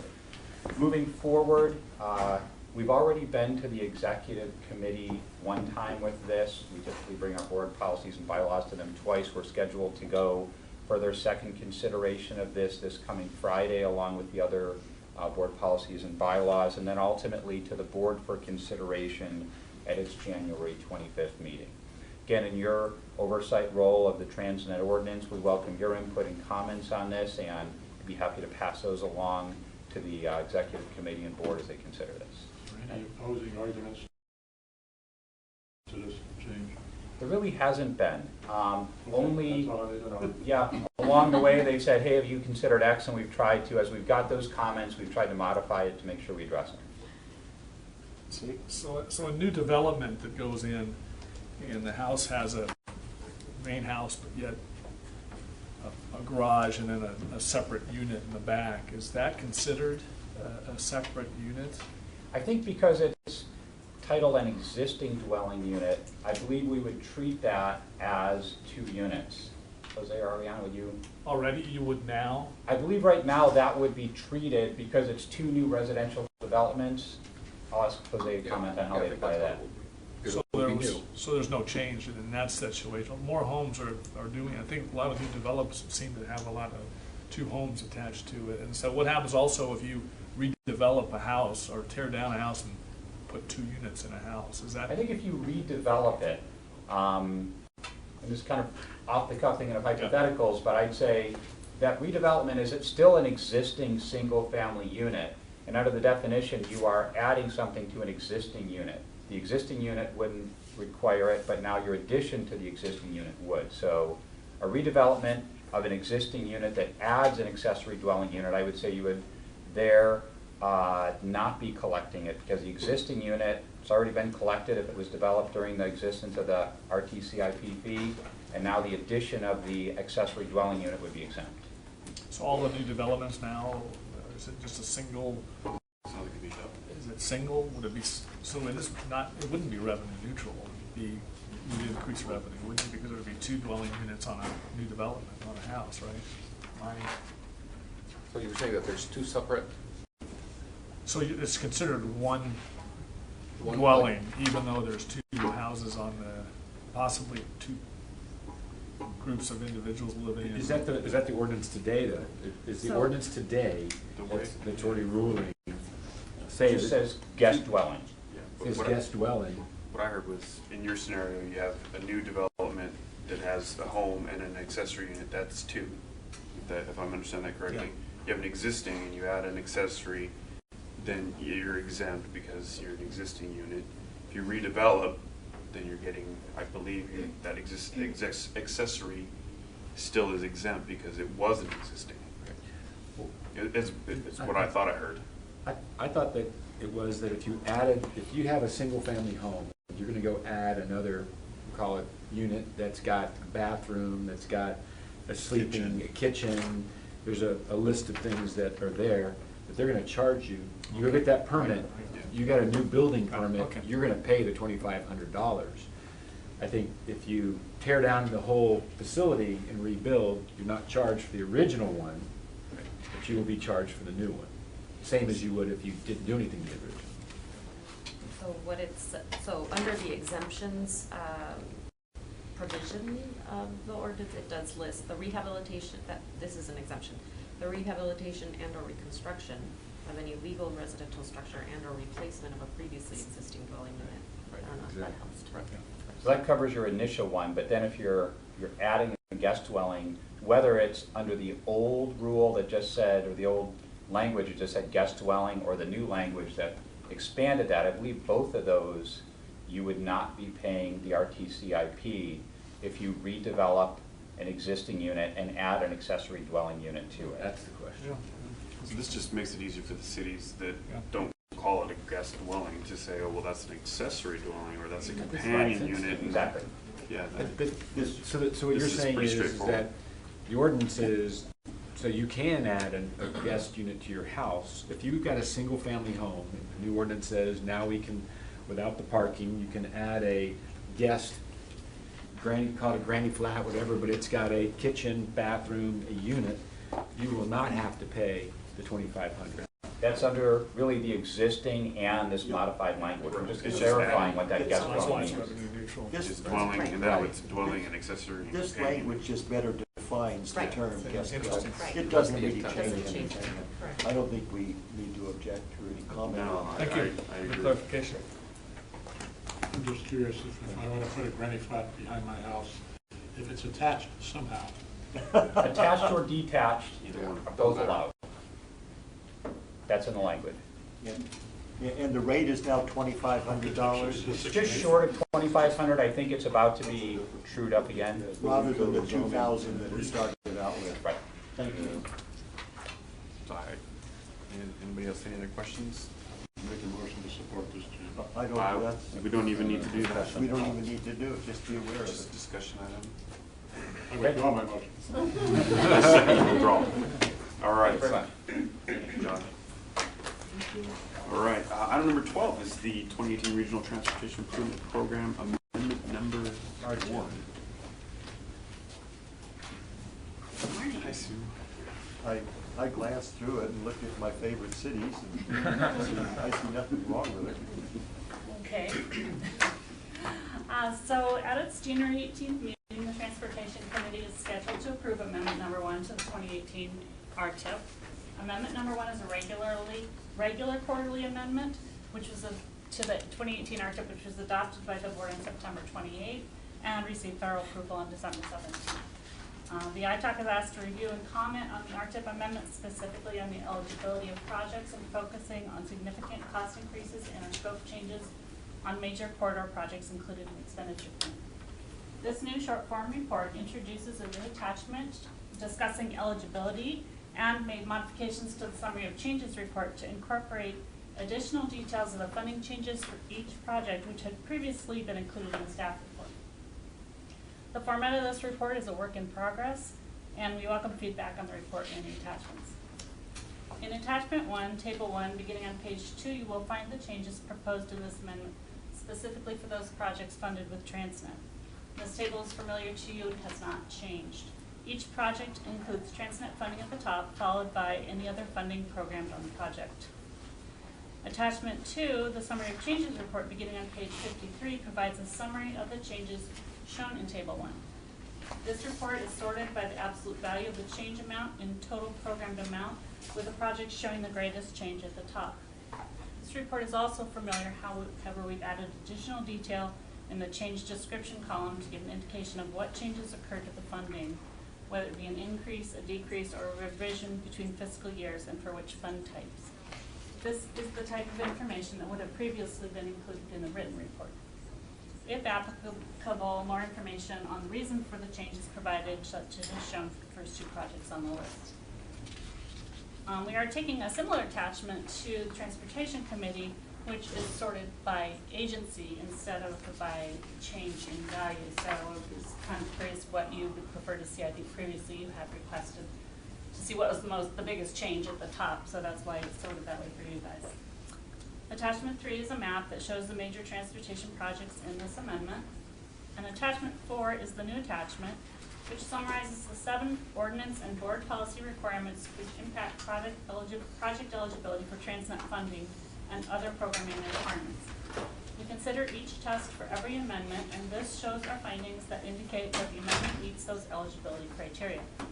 In this amendment, there are 2 new projects which are added: SB 20, the Glencrest Drive at Loma Santa Fe reconstruction for Solana Beach, and Vista 57, a study for a pedestrian overpass on Vista Village Drive. Staff considers that both of these projects are eligible for Transnet funding. And Attachment 5 provides the cumulative capacity analysis regarding revenue versus programmed of Transnet Local Street Improvement or LSI funds through Amendment 1 for all local agencies.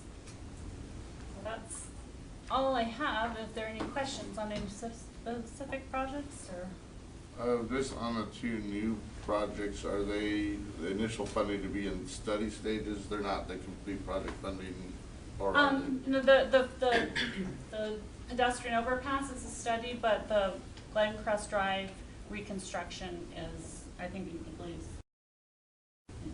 construction. so that 80,000 is like the complete cost of Yeah, it's a very small project. Okay. They're basically just adding some sidewalks and realigning. The road comes in at a steep angle and they're kind of realign that and. Well, it's way over that cost already, I can tell you. But, okay, I get it, thanks. I just want to commend you and who else worked on this, for this attachment 2. You bet. What I've been seeking is an efficient Yeah. way to understand all I was going to say the same thing. You like it? Okay. I was going to say The the only same suggestion is it should precede the document. Yeah, good point. I was wondering about that That's too. good, yeah. Do you like it sorted by the way it is, or would you prefer to see it sorted by agency? No, it is. You like I was going to say exactly the same thing. We've been talking about this for a And long it sounds time. I hesitate because it almost sounds like nitpicking to say, make attachment 2, attachment Yeah, 1. no, it's no big deal. But, Yeah. okay, well, if you're interested in nitpicking. There we go. There we The go. summary, nitpicking is the big document. No, actually, and again, I would applaud the efforts of whoever is doing this. The one little incremental, even further improvement I would suggest is on the, in the gray box on the cover page, Yeah. where it references the total increase. Uh-huh. I think it would also be helpful if you could just reference in there how much of the total increase is new projects versus changes in existing projects. Okay, Because, so the fiscal impact section? yeah, and the fiscal, because, you know, if the 2 projects that you reference encompass, 350 of the 350 million, then I know I don't really have to dive too much deeper into it other than just look at what the new projects are. Sure. Which actually, moving attachment 2 up to attachment 1 answers really quickly as well, so. I have Thanks. one question of using your new report, and you can focus on the percentage change and then test check it with the dollar amount. But one, it's the University Avenue Village project, 127%. It's a huge percentage increase, and it's Wait, meaningful sorry. dollars. You're going Let's from go 3 back. million Which to 6 project? million. I'm not SD certain- 129, Oh, that's D-129. fourth one down. Oh. I'm not certain what there's minimum room for explanation, obviously, on this report, but it just said you transferred funds. But that explains where the money came from, but what gave rise to the need for a doubling of the dollar value of the project? Let me just dig into this a minute. So University Avenue, okay. So they moved Rtcip funds from the Friars Road project to the University Avenue project. I don't understand that, but what, if I had an original project, why all of a sudden did it require a move of an additional 100% of the funding for my initial project? Did the scope grow? Yeah, I don't have any notes on that from the city. I'll have to reach out to City San Diego Keeping and the find needs out. here, but it doesn't explain what's going on. Are they overrunning things? I can reach out to the City of San Diego. Accelerate All I'm time. suggesting, and I know it'd be very difficult because some of those answers might take a paragraph, but This one, University. We've asked for those before. Some of the bigger ones, we sort of asked on the way it was done before. There was a description, but still didn't have that description. yeah, the fact that we transferred money, okay, that's fine. But why did we transfer money? What was So the need? what's the background? But otherwise, that's excellent. I think it's Put that as your first page and never read the rest of it. add new funding source. Kai reads it. You did, yeah, that's your job. I have a quick question. So this is a discussion item. And last year we had some folks from Encinitas question if a project was covered under Transnet. If we didn't feel that these were, that would just get relayed to the Transportation Committee and say, but it wouldn't be a formal, we deny this or we don't recommend this. It would just be, there's a question about the eligibility of this particular project. Yeah, I mean, we definitely would prefer that you raise those questions and we will evaluate that and then bring it to Transportation. I guess we're thinking along the lines of, we really don't have any formal control, recourse over these other than to just say, I think we disagree and somebody else has the formal vote. And I just wanted to confirm that. Is that accurate? I think that's true.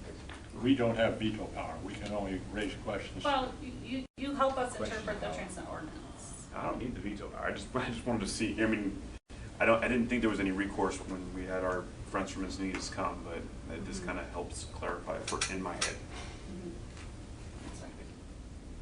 Any other questions for Sue? Any comments or taking notes? Anybody? Okay. Thank you. Thank you.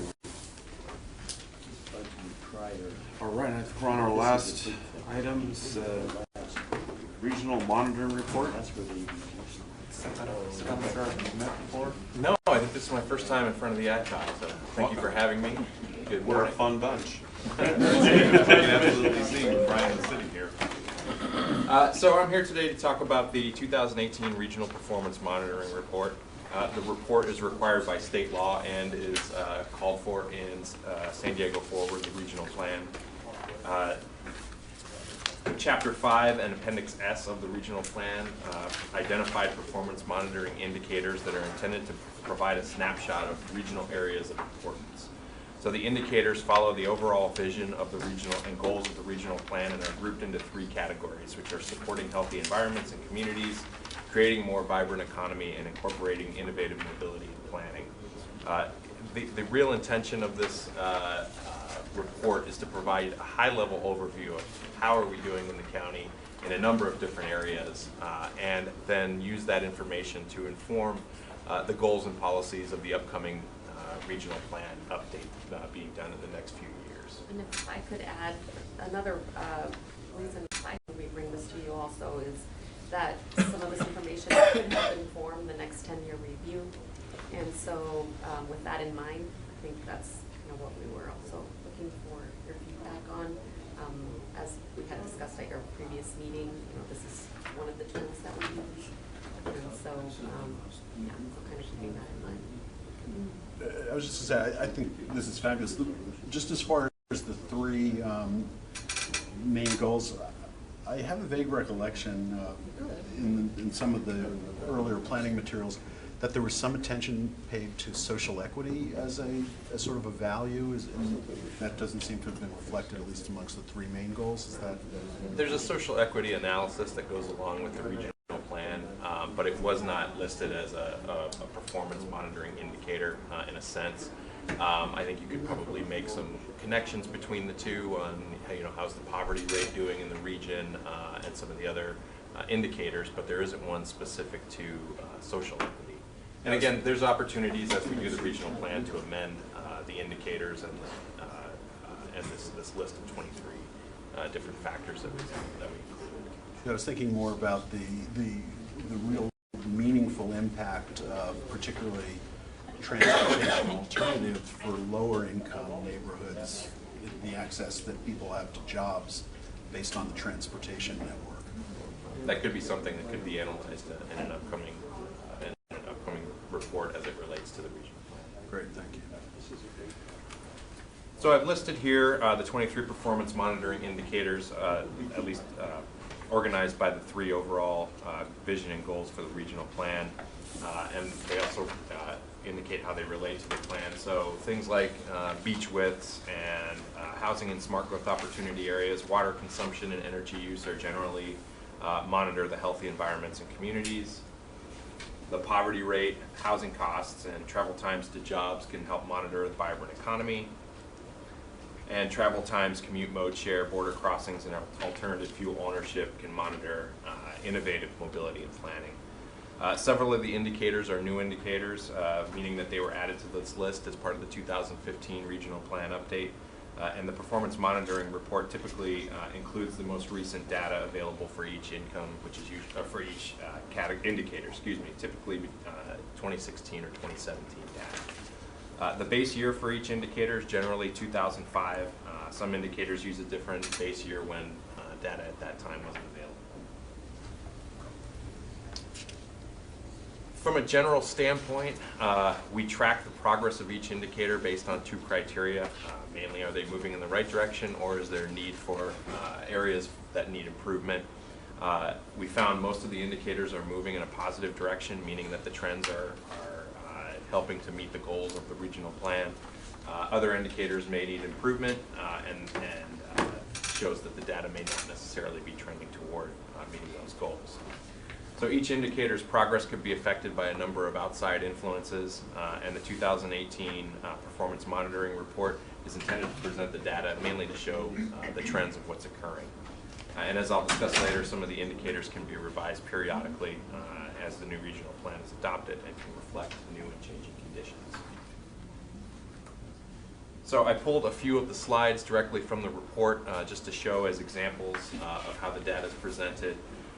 This chart shows the commute times. We've highlighted 2008 through 2011 as the really the years that were affected by the economic recession, which, as you'll see, kind of is a theme of a lot of different changes that occur over the last 15 years. But more recently, we've seen slight increase in travel time to jobs in minutes, which is comparable and actually probably a little bit below the increase for the rest of the state. I've included some of the travel times in key auto corridors. There's a much larger chart of this in the performance monitoring report itself. But just wanted to point out that looking at 2006 data, you can see the decrease in 2011 before it comes back up in more recent years, sometimes even exceeding the 2006 travel times for some of these corridors. So for example, Oceanside in 2006 and the morning peak was 57 minutes. It dropped to 46 minutes in 2011 and it's back up to 50 minutes now in 2017. And you can see this kind of dipping trend and recovery for each of these key corridors in the AM peak. And then it's also reflected in the PM peak as well. Excuse me, Seth, on that previous slide on commute, is that auto only, or is that a combination of auto and all mass transit commuting options? Do you happen to know? This is commute for all modes. Got it. Thanks. This chart of the lengthening travel times obviously is bad news, but it's offset by the good news of the employment's up, which is probably the causal relationship. Right, exactly, and I think that's kind of what you see is you might not necessarily be seeing the progress that you want to see or the travel times being reduced, but there are a number of factors that weigh into that, like the economic recovery. We've also tracked bike volumes. I think across the board some of these numbers are down, so another area for improvement, trying to ensure that we see some more bike travel time increases over the years. Again, this is an example of this was only, data only started being collected on this in 2012, so it doesn't go all the way back to 2012. Why are they down? I mean, this seems like it peaked in 14. Was there any story behind that or color? We haven't really seen exactly what the reasoning is for that. We're still actually trying to get a grasp on the collection of the data itself. These are kind of the physical counts that are taken. And so you really don't get into, well, why did this person bike before and now they've stopped? It's hard to kind of track that data. You took out the electric bikes, so that's what you're doing. The electric bikes, yeah, those would count now. Seems very weird that it goes down. Maybe we might even see 2018 a little uptick because of the number of bike share programs. Yeah. We don't know. Seems like it would. It just seems like, why would it go down? I believe a possible answer is my memory wants to say in some other report we track safety, highway safety and bicycle safety, bicycle accidents. My memory says they were up. It's possible, yeah, and that's true. I would certainly not rely on my memory, but if that's true, could we have an impact for your ridership going down? And that's a good point to make for overall for this report, is that it ties to a number of other Sandag reports that have been done, even to the report that Brian was looking at with fare studies and transit ridership. There are other reports that Sandag has and white papers that get into a little bit more detail of the why and what we expect to happen. This is intended to be kind of the 30,000-foot overview of where we are in the region. Just anecdotally, I used to ride my bike on the streets. I will not do it anymore. Many fellow tax riders now minor injury decrease dedicated trails because of safety. So it's definitely an area that needs improvement. How about scooters? Do you include scooters? We haven't tracked scooters yet. I don't have the data for 2018. I'll have to see if our bike counters are also counting the scooters. It would make sense to do so. So transit boardings, and again, we've discussed this in the previous item. Transit boardings are down over the last 2 years. Again, you can see the trend. A little bit of a dip during the recession, a little bit of a recovery, and now we've seen those last 2 years, which kind of reflects statewide and national trends as well. And then one of the new components that we started tracking is zero emission vehicles. Really didn't have data from 2005 to 2011. But using the rebate programs from the state, you can see how many people are purchasing zero-emission vehicles, and the rate of increase has continued to grow, and we would expect it to continue to grow as we go forward until the rebate program runs out, at which time we'll find another way to track. I heard this, what is the ownership of a non-electric in San Diego, a vehicle? I think, did you give a number, Hassan? Say that again? Total number of cars. Total number of cars that, you gave a number, I thought I heard a number of 4. Did you give us, I'm trying to figure out, there's 20,000 electric. No, I give a number for the Southern California, excluding San Diego, of the cars added between 2000 and 2015. But is there, do you know how many cars are on the road in San Diego County? I don't know, but 20,000, I would imagine, of all the cars that were purchased in a given year isn't necessarily a huge proportion. So I give you this number. So there is 14.6 million cars in the 7 counties in Southern California. I don't know how much is it for San Diego. 14.7 for the SCAG counties and San Diego. Oh, we can get that number. This is a curiosity, because that just seems 20,000, you know, it just seems like a drop in the bucket if you're talking 14 million. And then you run that down in San Diego, you've got to have several. If you go back to the slide that shows commute mode shares. Yeah. You know this graph? We start getting data like around 1960, so about 60 years ago. That graph has not changed a bit from 60 years.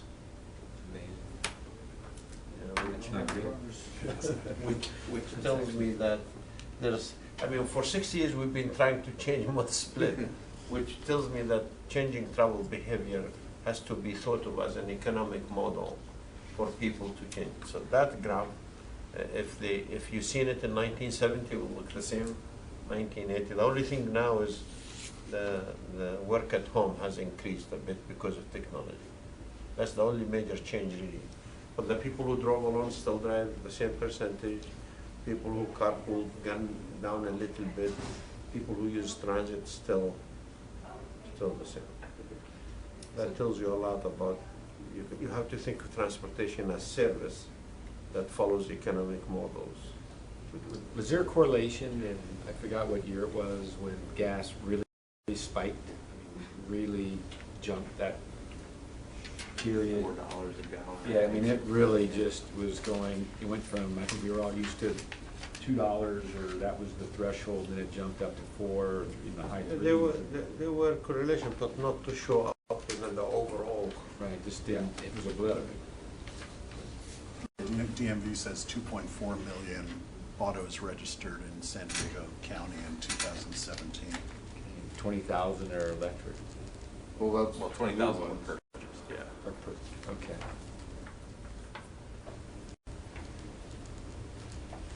So I think this is a nice segue into some of the lessons and takeaways from this report, and that's that there are still many challenges that we face in the region to start showing the type of progress that we want to see. And a lot of these challenges aren't unique to our region. Studies from the state of California and the federal government are showing similar trends, but we do have opportunities to address some of these challenges, and the indicators that are in need of improvement may need some programs, some policies, some projects to start leading toward improvement. And that change certainly takes time, as we're talking about decades of kind of stagnant commute mode share. It's going to take some time before we can start seeing some of the corrections being made.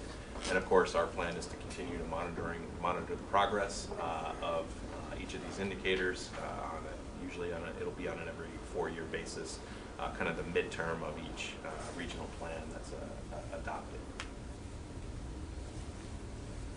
So our next steps, the draft of this document has been released for public review. It's scheduled to go to the Board of Directors for acceptance on January 25th.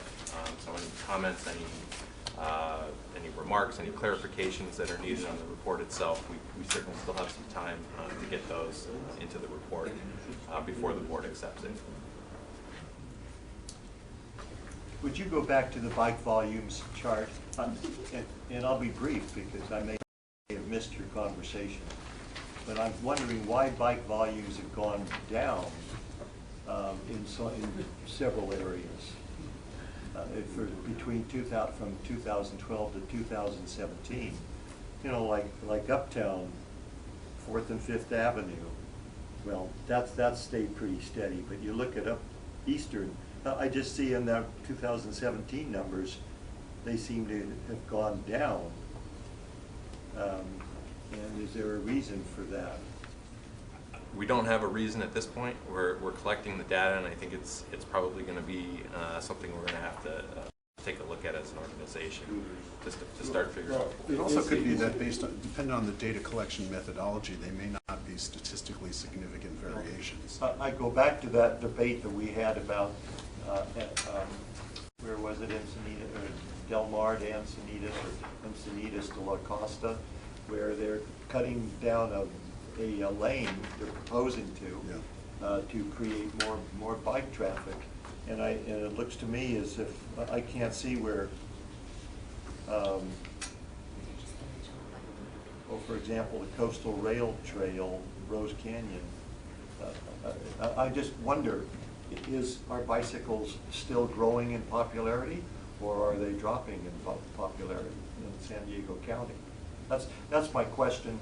If you're just still studying it, then all right, thank you. We'll definitely continue to look into it. Thank you. Is there any expectation of the revolution of the scooters now? You mentioned earlier on transit, the last mile, I think Right. referred to it. It's always the problem. Scooters seem to be A good solution. a tremendous solution to that problem. Actually, scooters, Uber and Lyft are a solution to the first and last mile. The question is, do we have enough transit services to say that we totally solved the TNC? That's a different story. No, I agree. So before you leave on this, on the last item would be the airport, the last leg from the trolley station right down Grantville or whatever that, not Grantville, whatever that station is, to the airport. I know you're on a committee with a bunch of cities and all that. And can you tell us a little bit about what the next step is to get that last leg to the airport? I'll be very happy to. So, it's just Supervisor Rod Roberts, the last Transportation Committee meeting, said that 44 years ago, then Mayor Pete Wilson, in his State of the City speech, he told me to look in the archive, and I'm going to do that. He said we should connect that airport to transit somehow.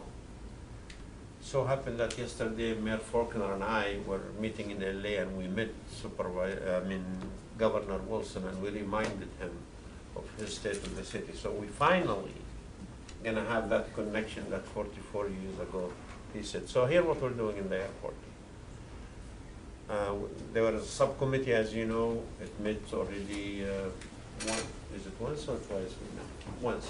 And we're gonna take that presentation to the board this Friday. The airport right now, we're gonna connect the two terminals with a people mover that goes to what we call Grand Central. And I'll tell you where we're thinking Grand Central in a second.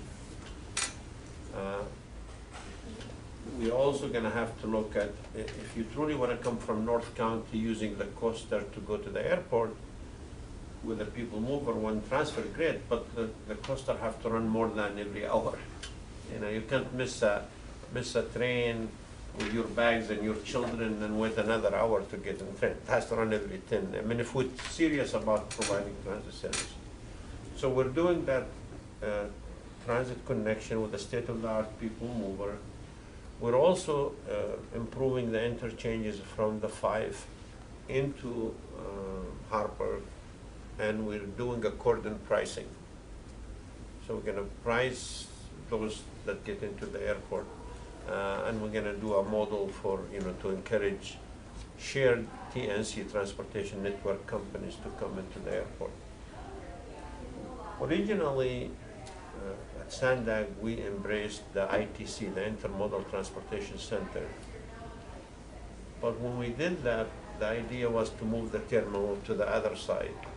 Now that the terminal didn't move the other side, the ITC doesn't make sense. So we're looking at the Navy property, the spare war. We're talking to the Navy.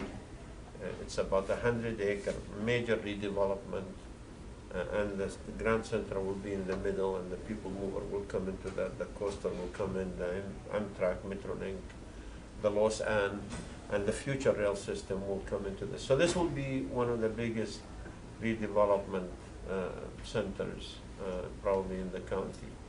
Now, to make sure we're clear, we met, Kim and I and the staff met with the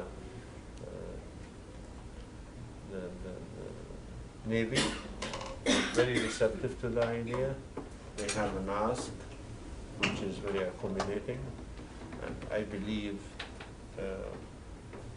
having 100 acres to redevelop and have a transit access and improving the interchanges. So that's what we're talking about. That's what we're not gonna study this. There were like 10 different studies, I don't know, 10, 15 studies that we did at Sandag. They're all good studies. We're not gonna redo that. We know what we want to access the airport. We want the 3.3 million San Diegans to do that. So we're gonna put in front of the board in the summer, in June, a conceptual framework with some cost-benefit analysis that we can then, if the board agrees, move it to engineering and planning, and hopefully cut the ground in a couple of years. So that's where the airport is. The reason I asked that, thank you for that, is I just think of what we talked about today. I think that's just going to affect everything positively. More people are going to ride the coaster, more people are going to ride the trolley, because that's a big issue. If you get to the airport, So if your choice, who lives in Oceanside? Okay. Yeah. So if your choice is to pay $100 to park your car, or to pay $20 to have one transfer to go to the airport, you probably think twice about driving your car. So that's the coordinate pricing is going to factor that in. The idea here is not to penalize drivers, and drivers should be able to drive if they choose to. But the idea is to have an option, an alternative. Right now, if you tell me price the cars, I'll say that's penalizing people. That's not right. Provide the option and then look at the whole system. And I think we're going to get that. We're going to get that in front of the board. Would this be a surface people mover? We don't know that yet. Yesterday, actually, the reason for the trip to LA was to visit the Elon Musk boring company Hyperloop, and we did, and it was an eye-opening. You actually be in the tunnel. So we're looking at all alternatives. We're going to put a request for information for anybody who has great ideas to come in and do it. I can tell you it will not be another shuttle to go to the airport. It will be a state-of-the-art. An overhead one could I'm looking at that too. That could give problems with planes landing, I would think. There is all kinds of pros and cons for each system, but I promise you one thing, I'm not going to bring in front of the board a system that's yesterday. It's tomorrow's system. Now people ask me, well, how are you going to pay for it? Well, let's decide what it is first, and then we'll figure out how to do it. The good news is not my decision to pay for it. It's because we have to decide. Look, I mean, joking aside, when people ask me, well, this is going to cost, to me, the cost of not doing it is much higher. For 40 years in LA, and I'm embarrassed to say, I used to work for Metro. We did the Green Line, stops half a mile short of the airport. For 40 years, we're trying to overcome finally, in 5 years, they're going to have the state-of-the-art people mover. So we don't want to get that mistake. We want to do it once, right, get it over with. It might cost money, it will cost money, but the cost of not doing it 20 years from now, people's going to say, shame on you, guys, why did you do it? Thank you for allowing me to do that. It was really nice meeting you. I'm gonna hit the road to another meeting, but I look forward to working with all of you. Can I ask you one quick question? Sure. You may be getting a lot of questions about what did you do about this problem in your previous assignment? And so my question is, all this bus traffic and the cost of tickets, did you have this problem up in you worked in the LA area? Yes, and we still have it. You still have the same problem? Well, I would say it's a much bigger scale, at a much bigger scale. All right.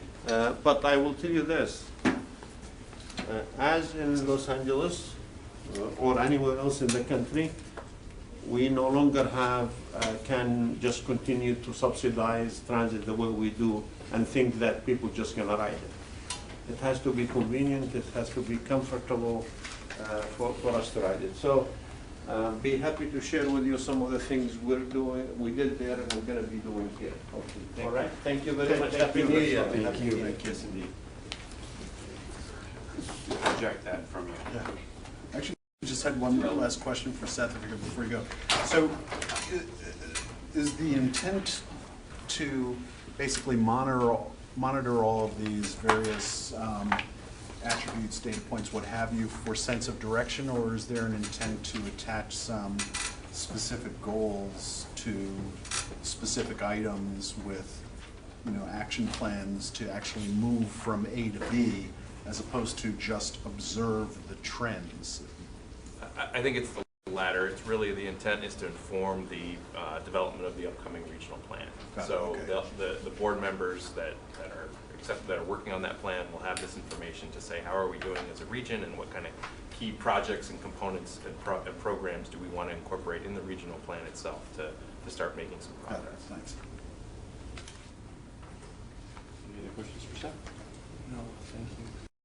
Thank you. Good, very much. I think that concludes our agenda. Our next meeting is February 13th. If you can,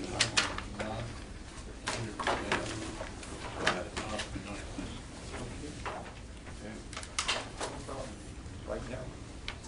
I'm good. all right, so with that, we adjourn the meeting. Yes, Thank sir. you all. Thank you. Good meeting. Yeah.